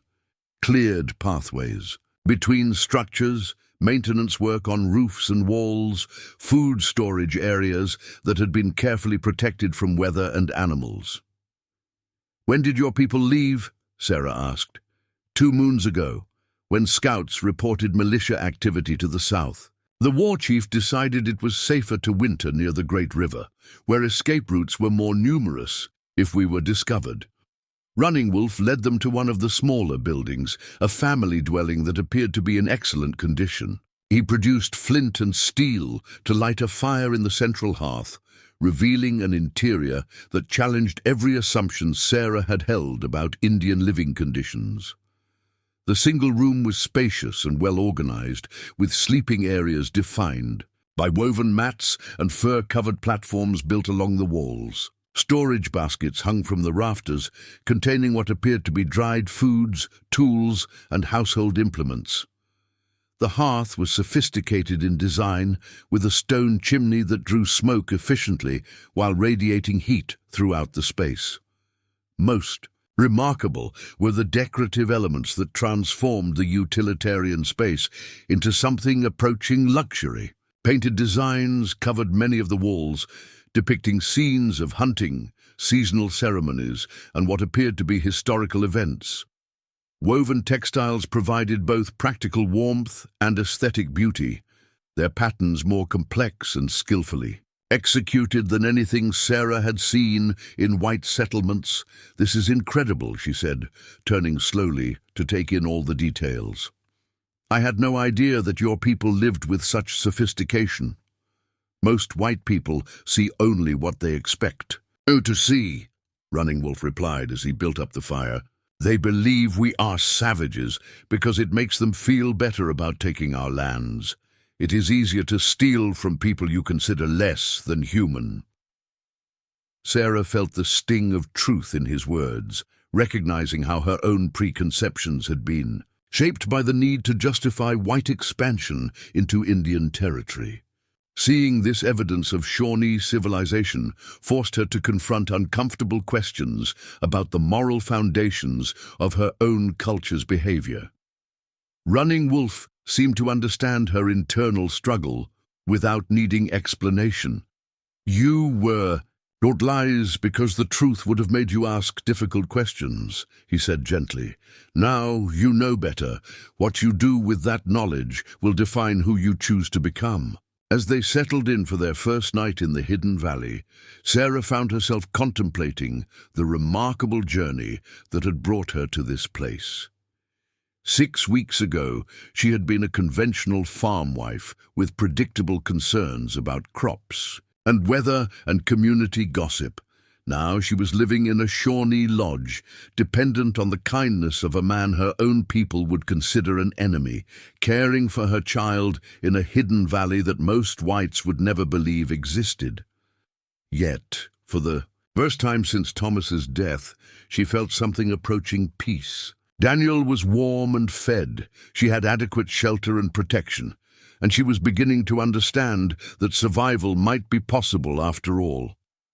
Running Wolf prepared a meal using supplies stored in the lodge: dried venison, preserved vegetables, and a grain porridge that proved both nutritious and surprisingly flavorful. As they ate together by the fire, Sarah realized that this simple domestic scene represented something profound. Two people from vastly different worlds learning to create a temporary family based on mutual respect and shared necessity. "What happens in the spring?" she asked as they finished their meal. "That depends on many things," Running Wolf replied. "Whether my people return to this valley, whether you still wish to reach the white settlements, whether the war between our peoples continues or finds some resolution." "And what do you hope happens?" Running Wolf was quiet for a long moment, staring into the fire as if seeking answers in the dancing flames. "I hope that Daniel grows up in a world where the color of a person's skin matters less than the content of their character," he said finally. "I hope that you find the peace and security you seek wherever that may be. And I hope that when this winter ends, we part as friends rather than as representatives of peoples who cannot coexist." Sarah felt tears beginning to flow, not from sadness but from a complex mixture of gratitude, hope, and recognition of the profound gift she had been given. Running Wolf had not only saved her life and her son's life, but had opened her eyes to possibilities she had never imagined. "We are already friends," she said quietly, "and whatever happens in the spring, I will never forget what you have done for us." Outside the lodge, snow began to fall again, but for the first time in weeks, Sarah felt no fear of the approaching storm. The Hidden Valley would protect them. Running Wolf's knowledge would sustain them, and perhaps, most importantly, she had discovered reserves of strength and courage within herself that she hadn't known existed. The winter was far from over, but it no longer seemed like an enemy to be endured. Instead, she became a teacher, showing her truths about human nature, cross-cultural understanding, and the complex obligations that bind all living things together in the great web of existence. Life in the Hidden Valley settled into rhythms that neither Sarah nor Running Wolf could have anticipated when they first took refuge together. The days grew shorter as winter deepened its grip on the Kentucky wilderness, but within their sanctuary, time seemed to move according to different rules, measured not by the clock or calendar, but by the gradual accumulation of small intimacies and shared understandings that transformed strangers into something approaching family. Sarah's education in Shawnee ways of living began almost immediately. Running Wolf proved to be a patient teacher, demonstrating techniques for food preparation, clothing maintenance, and household management that were far more sophisticated than anything she had learned in Virginia. The Shawnee approach to daily life emphasized efficiency and sustainability in ways that made white frontier practices seem wasteful and short-sighted. "Your people use resources as if they will never run out," Running Wolf observed while teaching Sarah to prepare pemmican, a concentrated food made from dried meat, berries, and fat that could sustain a person through extended periods of scarcity. "My people understand that everything must be used wisely, because winter does not forgive waste." The lesson extended beyond mere food preparation. Sarah watched in fascination as Running Wolf demonstrated how to repair damaged clothing using techniques that made garments stronger than they had been originally, how to maintain fires that provided maximum heat with minimum fuel consumption, and how to organize living spaces to promote both comfort and practicality. But perhaps most impressive was his knowledge of infant care. Despite having lost his own son, Running Wolf retained detailed understanding of child-rearing practices that proved invaluable for Daniel's continued health and development. He showed Sarah how to prepare herbal teas that eased colic, demonstrated massage techniques that promoted better sleep, and crafted toys from natural materials that kept the baby entertained during the long winter days. "Shawnee children are raised by the entire community," he explained while carving a wooden rattle decorated with intricate patterns. "Everyone shares responsibility for teaching the young ones what they need to know to survive and thrive.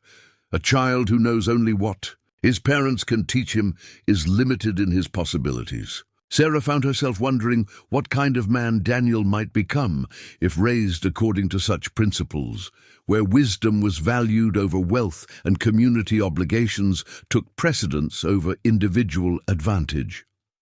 The thought both intrigued and troubled her, because it implied fundamental questions about the life she had planned for her son. As the weeks passed, their domestic arrangements evolved naturally into patterns that served both practical and emotional needs. Sarah took over food preparation and clothing maintenance, tasks that aligned with her previous experience, while freeing Running Wolf to focus on hunting, trap setting, and the constant vigilance required to keep them safe from both human and animal threats. But their division of labor was far more flexible than traditional white households would have permitted. Running Wolf taught Sarah to identify and gather winter herbs and roots, skills that required intimate knowledge of the forest ecosystem. Sarah shared her literacy skills with Running Wolf, helping him practice reading and writing English to improve abilities he had acquired during his forced education at the mission school.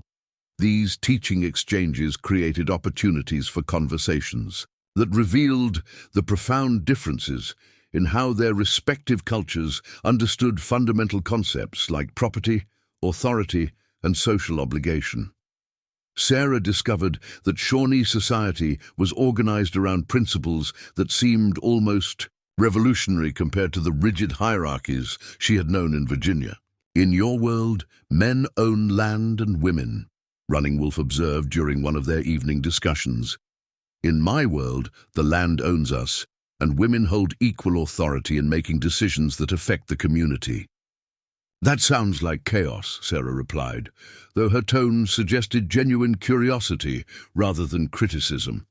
"Does it? Our communities rarely suffer from the conflicts that seem constant among white settlements.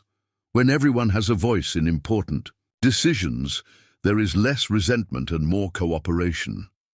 These philosophical exchanges were interrupted regularly by Daniel's needs and demands, but the baby's presence actually enhanced their conversations rather than disrupting them.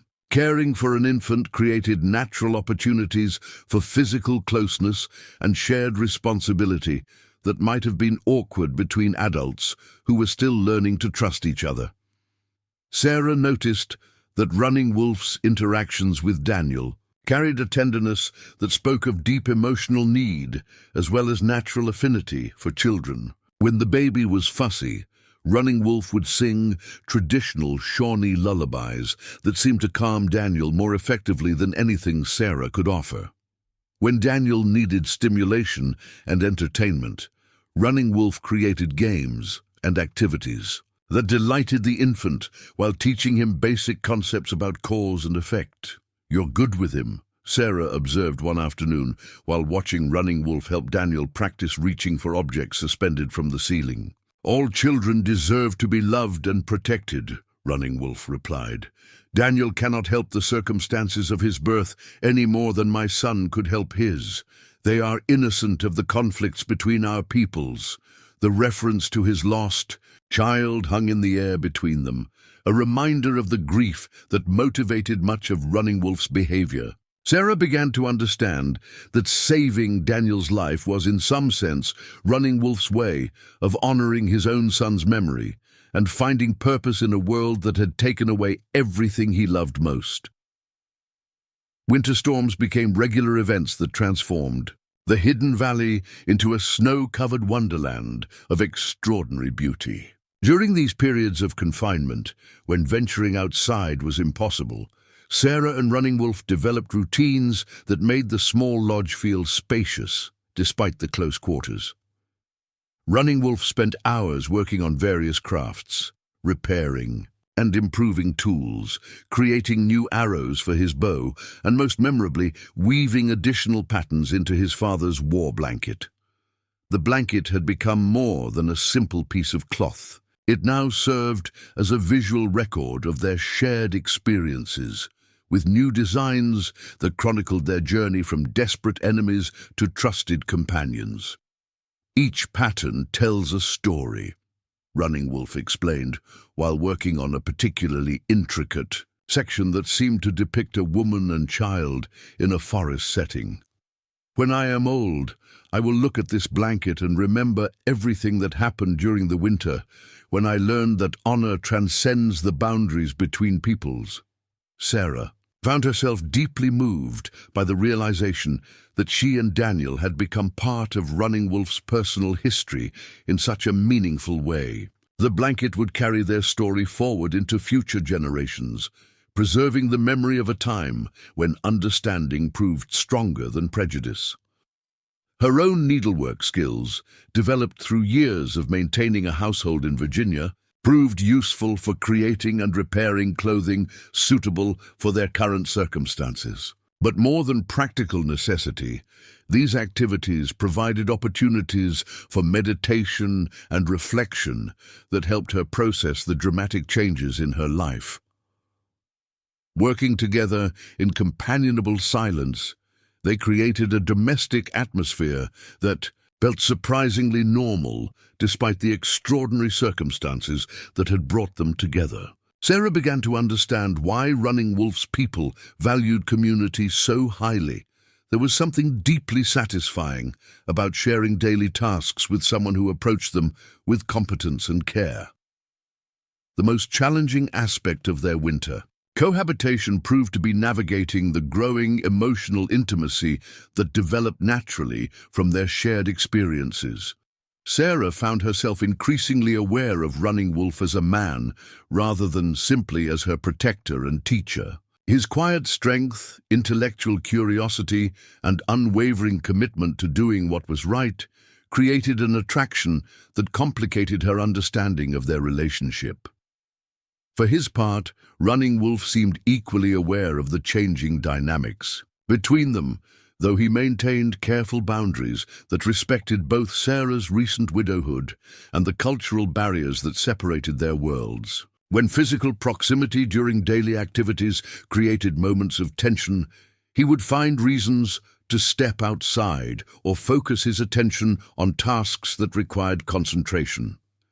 These unspoken tensions came to a head during a particularly severe blizzard that confined them to the lodge for nearly a week. The enforced intimacy, combined with Daniel's increasingly social behavior as he began to recognize and respond to both adults as caregivers, created a family-like atmosphere that felt both natural and impossible. "This feels like something that could last," Sarah said one evening as they sat by the fire, Daniel sleeping peacefully between them on a soft pile of furs. "But it cannot," Running Wolf replied quietly.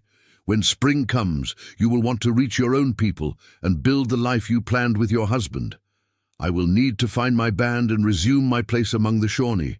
This winter is separate from the world outside this valley." "What if I don't want it to be separate?" Sarah asked, surprising herself with her boldness. Running Wolf looked at her with an expression that mixed longing with resignation. "What you want and what is possible are different things," he said, gently.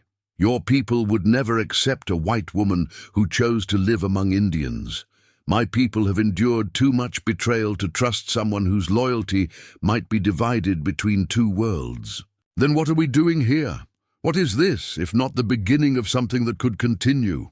"This is kindness," Running Wolf said after a long pause. "This is two people choosing to see past the barriers that divide their worlds and recognize their common humanity. That recognition is valuable in itself, even if it cannot become the foundation for a different kind of life." Sarah felt tears beginning to flow, though she wasn't entirely sure whether they came from sadness or frustration or something more complex. The prospect of returning to white society after months of experiencing a different way of living felt like a kind of betrayal of everything she had learned about herself and the world. "I don't want to go back to being the person I was before," she whispered. "You cannot go back," Running Wolf assured her. "What you have learned here will change. How you see everything, even if you choose to live among your own people, that change is permanent, regardless of where your path leads." The conversation marked a turning point in their relationship, acknowledging both the depth of connection they had developed and the practical limitations that constrained their future possibilities. In the days that followed, they continued their domestic routines with unchanged cooperation, but with an underlying awareness that their time together was finite and precious. As winter gradually loosened its grip on the hidden valley, signs of coming spring began to appear. The first tentative bird songs, the subtle lengthening of daylight hours, the occasional sound of water running beneath ice as streams began their seasonal awakening. Each sign of seasonal change carried with it reminders that their sanctuary was temporary and that decisions about the future could not be postponed indefinitely. Daniel, now nearly 6 months old, had grown strong and healthy under their combined care. He smiled readily at both adults, babbled contentedly during their conversations, and showed the robust development of a child who had never known want or fear. His thriving served as a testament to what could be accomplished when people chose cooperation over conflict, understanding over prejudice.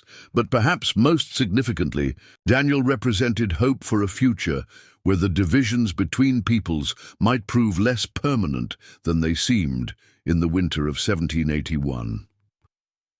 Whatever choices Sarah and Running Wolf made about their own lives, they had succeeded in raising a child who had learned from birth that different did not mean danger and that love could transcend even the deepest cultural boundaries. The war blanket that covered Daniel each night now told a story of transformation that neither White Eagle nor Thomas Mitchell could have imagined when they first carried it into battle. It had become a bridge between worlds, a symbol of the possibility that honor and courage could create understanding even in the midst of seemingly irreconcilable conflict. Spring's arrival in the hidden valley came with the subtlety of a whispered promise, barely perceptible at first, but carrying the unmistakable certainty of change. Sarah noticed it in the quality of morning light that now lingered longer each day, in the restless stirring of Daniel, who seemed to sense something shifting in the world around him, and most tellingly, in Running Wolf's increasing restlessness, as he spent more time studying the ridges that surrounded their sanctuary.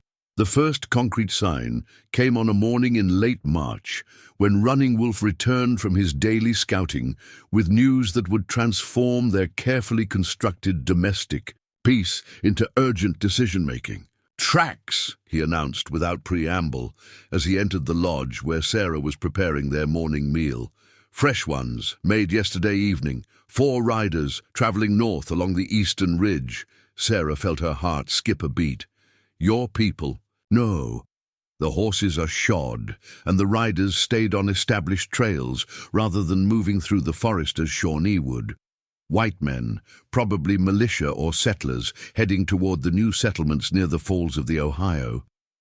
The implications struck Sarah immediately. The outside world, which had seemed safely distant during the winter months, was reasserting its presence. Other people were moving through the region, carrying with them all the complications and conflicts that she and Running Wolf had temporarily escaped. "Do you think they know about this place?" she asked. "Not yet. But spring brings more travelers, and some of them will be scouts looking for new routes through the mountains. It is only a matter of time before someone discovers the valley." Wolf's matter-of-fact tone couldn't disguise the weight of what he was really saying. Their sanctuary was no longer secure, and they would soon face the choices they had been avoiding throughout the winter months. Over the following days, signs of the approaching crisis multiplied. Running Wolf reported additional tracks, smoke from distant campfires, and the sound of axes that suggested someone was clearing trees for a more permanent settlement. Most ominously, he discovered evidence that at least one group of travelers had been asking questions about missing persons, specifically a woman and infant who had disappeared somewhere in the eastern mountains. They could be looking for pikes. "A gang," Running Wolf suggested during one of their increasingly tense evening discussions. "When those men failed to return, someone may have sent searchers to find out what happened to them. Or they could be looking for me," Sarah added quietly. "Thomas had family in Virginia. They might have organized a search party when we never arrived in Kentucky. The possibility that well-meaning relatives were searching for her created a cruel irony. During the winter months, when rescue would have meant salvation, no one had come. Now, when she had found something approaching happiness in the most unlikely circumstances, the outside world was closing in with offers of return to a life she no longer wanted. But the most significant change in their situation came not from external threats, but from Daniel himself. Now 6 months old, the baby had developed into a remarkably social and alert child who responded enthusiastically to both adults and seemed to consider Running Wolf as much a parent as his biological mother. His laughter filled the lodge during their evening routines. His curiosity about the world around him created constant opportunities for shared wonder, and his obvious comfort with their domestic arrangements made the thought of separation increasingly painful. "He doesn't know that this isn't normal," Sarah observed one afternoon, while watching Daniel practice sitting up with Running Wolf's patient assistance. "To him, this is what family looks like." "Perhaps he is wiser than we are," Running Wolf replied. "Children see what is, not what others tell them should be."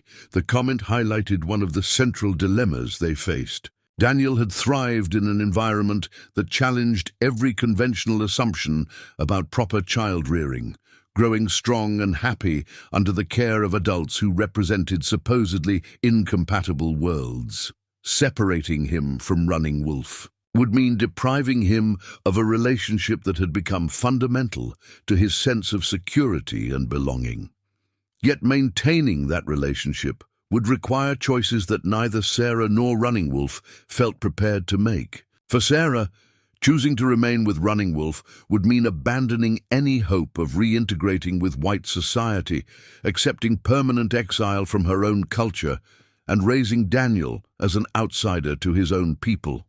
For Running Wolf, continuing, to protect Sarah and Daniel would mean accepting responsibility for people whose presence among his band could create dangerous complications.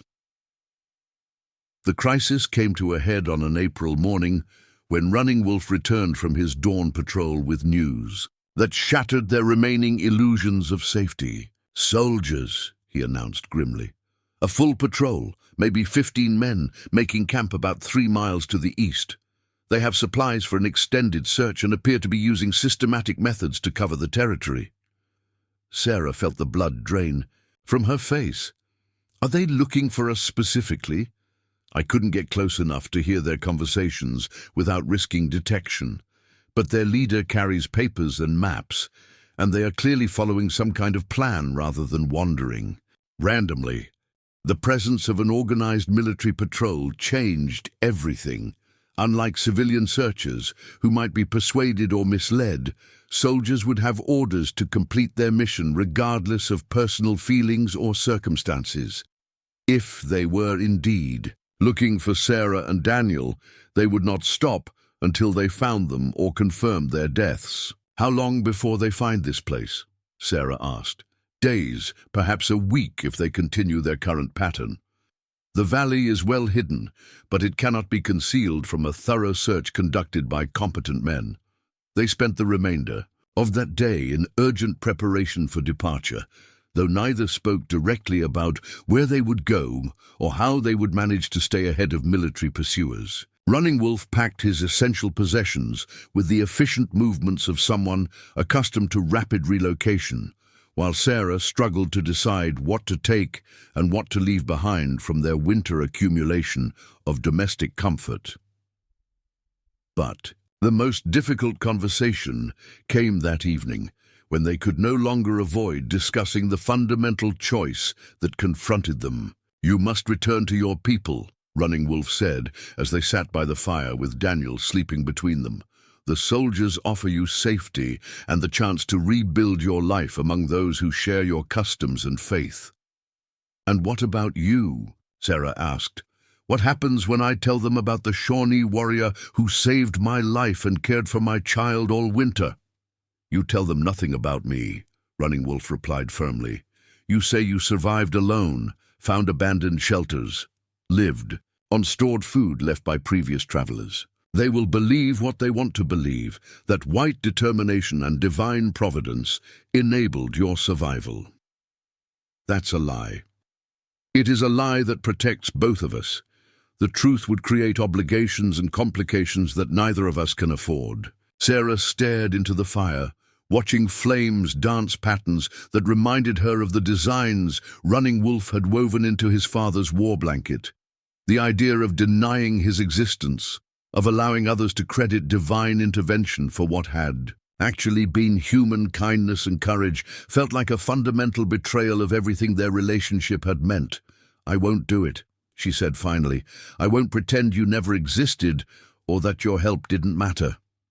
"Then what do you propose?" Running Wolf asked gently. "That you tell them a Shawnee warrior has been caring for you and your child. That you have lived peacefully with someone they consider their enemy. Do you think such a story will be received with understanding and gratitude?" The brutal logic of his argument was undeniable. White society in 1781 was not prepared to accept the possibility of genuine friendship between whites and Indians, particularly not friendship that crossed gender boundaries and involved intimate domestic arrangements. Sarah's honesty would likely be interpreted as evidence of captivity, coercion, or worse. Yet the alternative, denying Running Wolf's existence and continuing her life as if this winter had never happened, seemed equally impossible. "There has to be another choice," she insisted. "What choice? That you remain with me, that I take you and Daniel to my people and ask them to accept a white woman and her child as members of our band.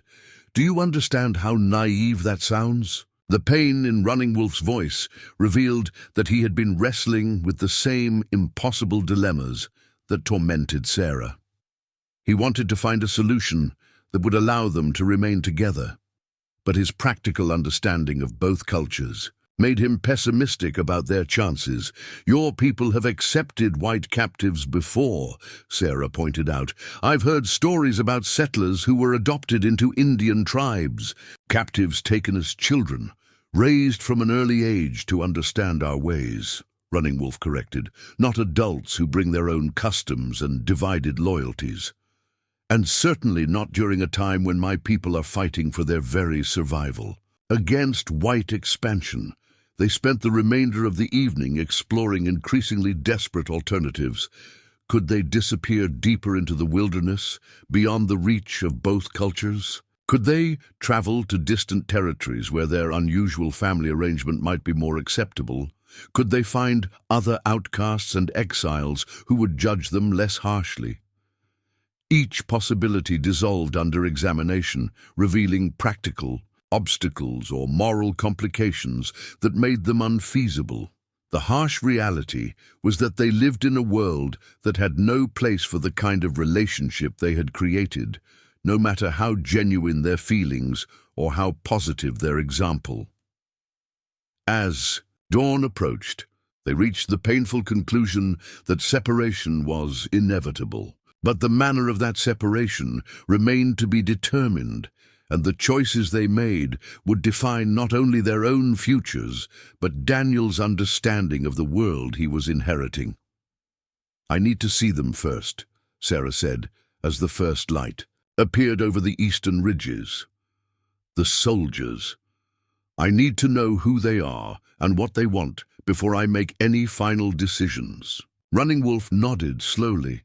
"I will take you close enough to observe without being seen. But Sarah, once you show yourself to them, there will be no opportunity to change your mind. You must be certain of your choice." "I'm not certain of anything," Sarah admitted, "but I owe it to Daniel to understand all his options before I choose his future for him." They spent the morning making final preparations for what might be their last day together. Running Wolf gathered intelligence about the soldiers' movements, while Sarah packed essential supplies for whatever journey lay ahead. Daniel, blissfully unaware of the crisis surrounding him, played contentedly with toys that Running Wolf had crafted during their winter together. As afternoon shadows began to lengthen, they prepared to leave the hidden valley that had sheltered and transformed them. The war blanket, now carrying the complete story of their winter together, would accompany them on this final journey, a witness to the possibility of understanding between peoples, even if that understanding could not survive in the harsh light of the outside world. Their sanctuary was about to become a memory, but the lessons learned within its boundaries would travel with them wherever their separate paths might lead. The question that remained was whether those lessons would prove strong enough to guide them through the choices that lay ahead. Choices that would determine whether love could triumph over fear, or whether the world's prejudices would prove stronger than individual courage. The hidden valley watched silently as its temporary inhabitants prepared to rejoin a world that had no place for the wisdom they had discovered together. The military patrol camped in a clearing beside a creek that wound its way through the Kentucky wilderness, their presence marked by the disciplined efficiency that separated professional soldiers from civilian searchers. Sarah observed them from a concealed position among the pines, her heart racing as she recognized the unmistakable authority of men accustomed to completing their missions regardless of personal cost. Captain William Harrison, a weathered veteran, whose bearing spoke of years spent maintaining order on the frontier, stood over a map spread across a wooden crate while conferring with his sergeants. Even from a distance, Sarah could see the systematic nature of their search, marked territories, methodical coverage patterns, and the patient persistence of men who would not abandon their task until they found what they sought. "They are looking, and for you specifically," Running Wolf whispered from his position beside her. "See the drawing the captain holds? That is meant to be your likeness." Sarah's blood chilled as she glimpsed the crude but recognizable sketch that Harrison consulted periodically. Someone who knew her, probably Thomas's brother Marcus back in Virginia, had provided detailed descriptions that would make her impossible to deny if confronted directly. "How did they know to look for me here?" she asked. "The men you killed left evidence behind despite our efforts to conceal it. Other travelers found the bodies and reported them to authorities. Questions were asked, investigations conducted. Eventually, someone connected the disappearance of Pike's gang with stories about a missing woman and child. The irony was devastating. Their fight for survival against Pike's criminals had created the very trail that now threatened to separate them. Justice had been served, but at a cost they couldn't have anticipated. Captain Harrison's voice carried clearly through the afternoon air as he addressed his men. "Mrs. Mitchell was last seen traveling west from Virginia with her infant son in late October. We have reason to believe she survived the winter months in this region, possibly as a captive of hostile Indians. Our orders are to locate her and provide safe escort to the nearest settlement."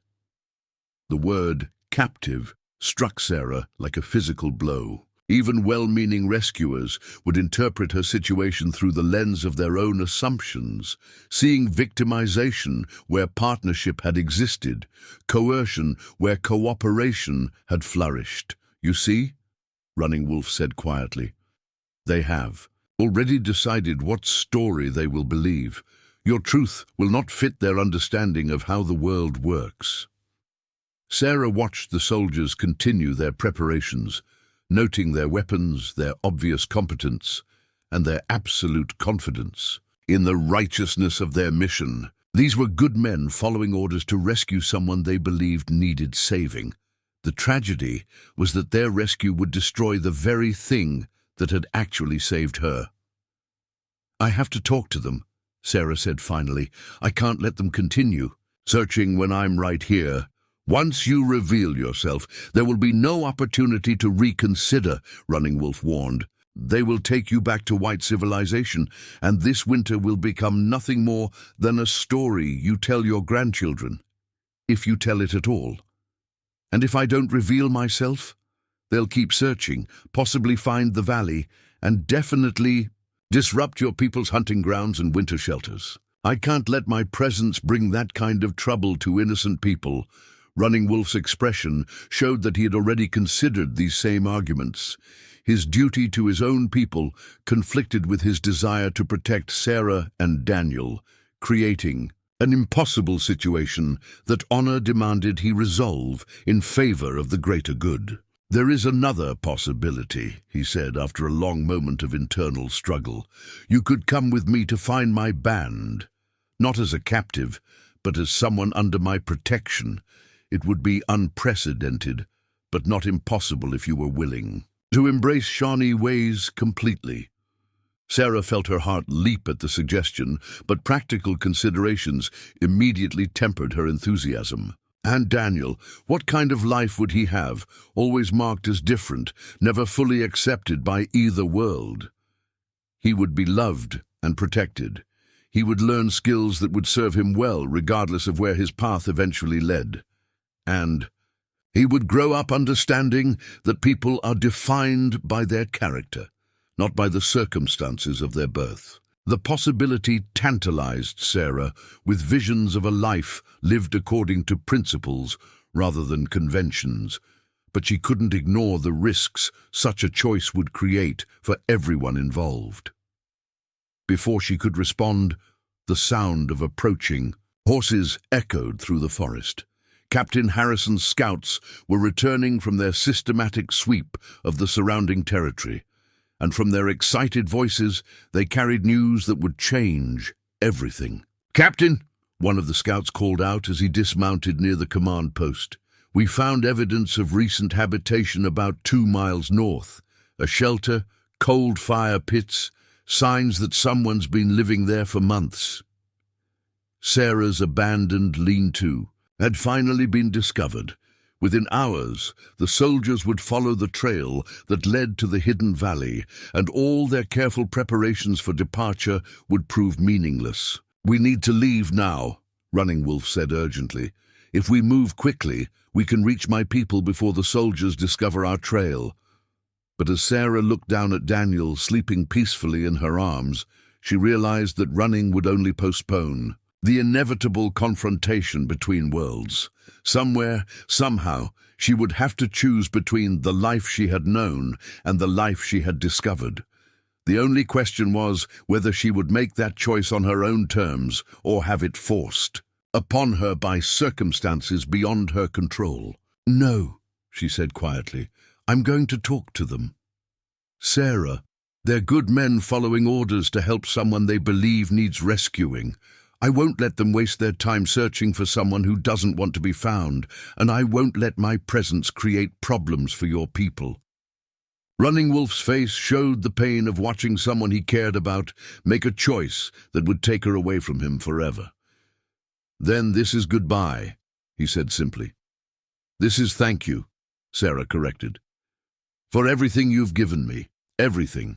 You've taught me, everything you've shown me about what's possible when people choose understanding over fear." She reached out and touched the war blanket that had protected them both through the long winter months. "Will you add this conversation to the story the blanket tells?"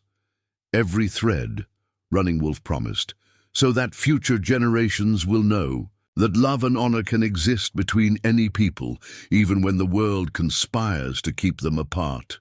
Sarah kissed Daniel's forehead gently, then looked one last time at the man who had saved both their lives and changed her understanding of what it meant to be human.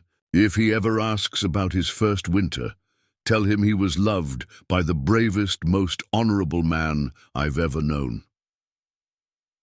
Without waiting for a response that would only make the separation harder, Sarah stood and began walking toward the soldiers' camp. Behind her, Running Wolf melted back into the forest like a spirit returning to the realm of legend and memory. Captain Harrison spotted her approach while she was still 50 yards away, his trained eye immediately identifying a white woman carrying an infant. Within moments, the entire camp was alert and moving to secure the area while ensuring her safety. "Mrs. Sarah Mitchell?" Harrison called out as she drew closer. "Yes," Sarah replied, her voice steady despite the emotional turmoil raging within. Captain William Harrison, Virginia Militia. We've been searching for you since reports reached us about your disappearance. Are you injured? Is your child well?" "We're both fine, Captain. Better than fine, actually." Harrison's eyes scanned the tree line behind her, looking for signs of pursuit or hidden threats. "Were you held captive? Do you require immediate medical attention?" Sarah understood that her next words would define how this encounter proceeded, and what story would be recorded in official reports. She could tell the truth about Running Wolf's kindness and sacrifice, knowing it would be disbelieved or misinterpreted. She could lie about surviving alone, denying the existence of the most important relationship of her life. Or she could find a middle path that honored both the truth and the practical necessities of the situation. "I survived the winter with help," she said carefully.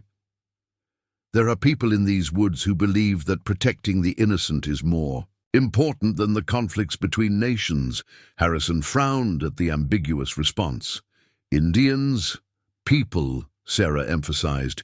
"Good people who showed mercy when they could have shown violence, kindness when they could have shown cruelty." "Mrs. Mitchell, if you've been mistreated or coerced in any way—" "I've been treated with more respect and consideration than I had any right to expect," Sarah interrupted. "My son and I are alive because someone chose to value life over hatred."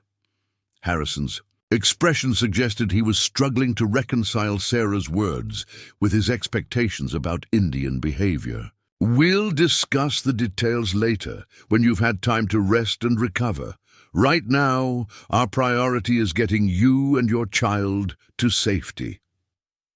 As the soldiers prepared for the return journey to civilization, Sarah looked back once toward the forest where Running Wolf had disappeared.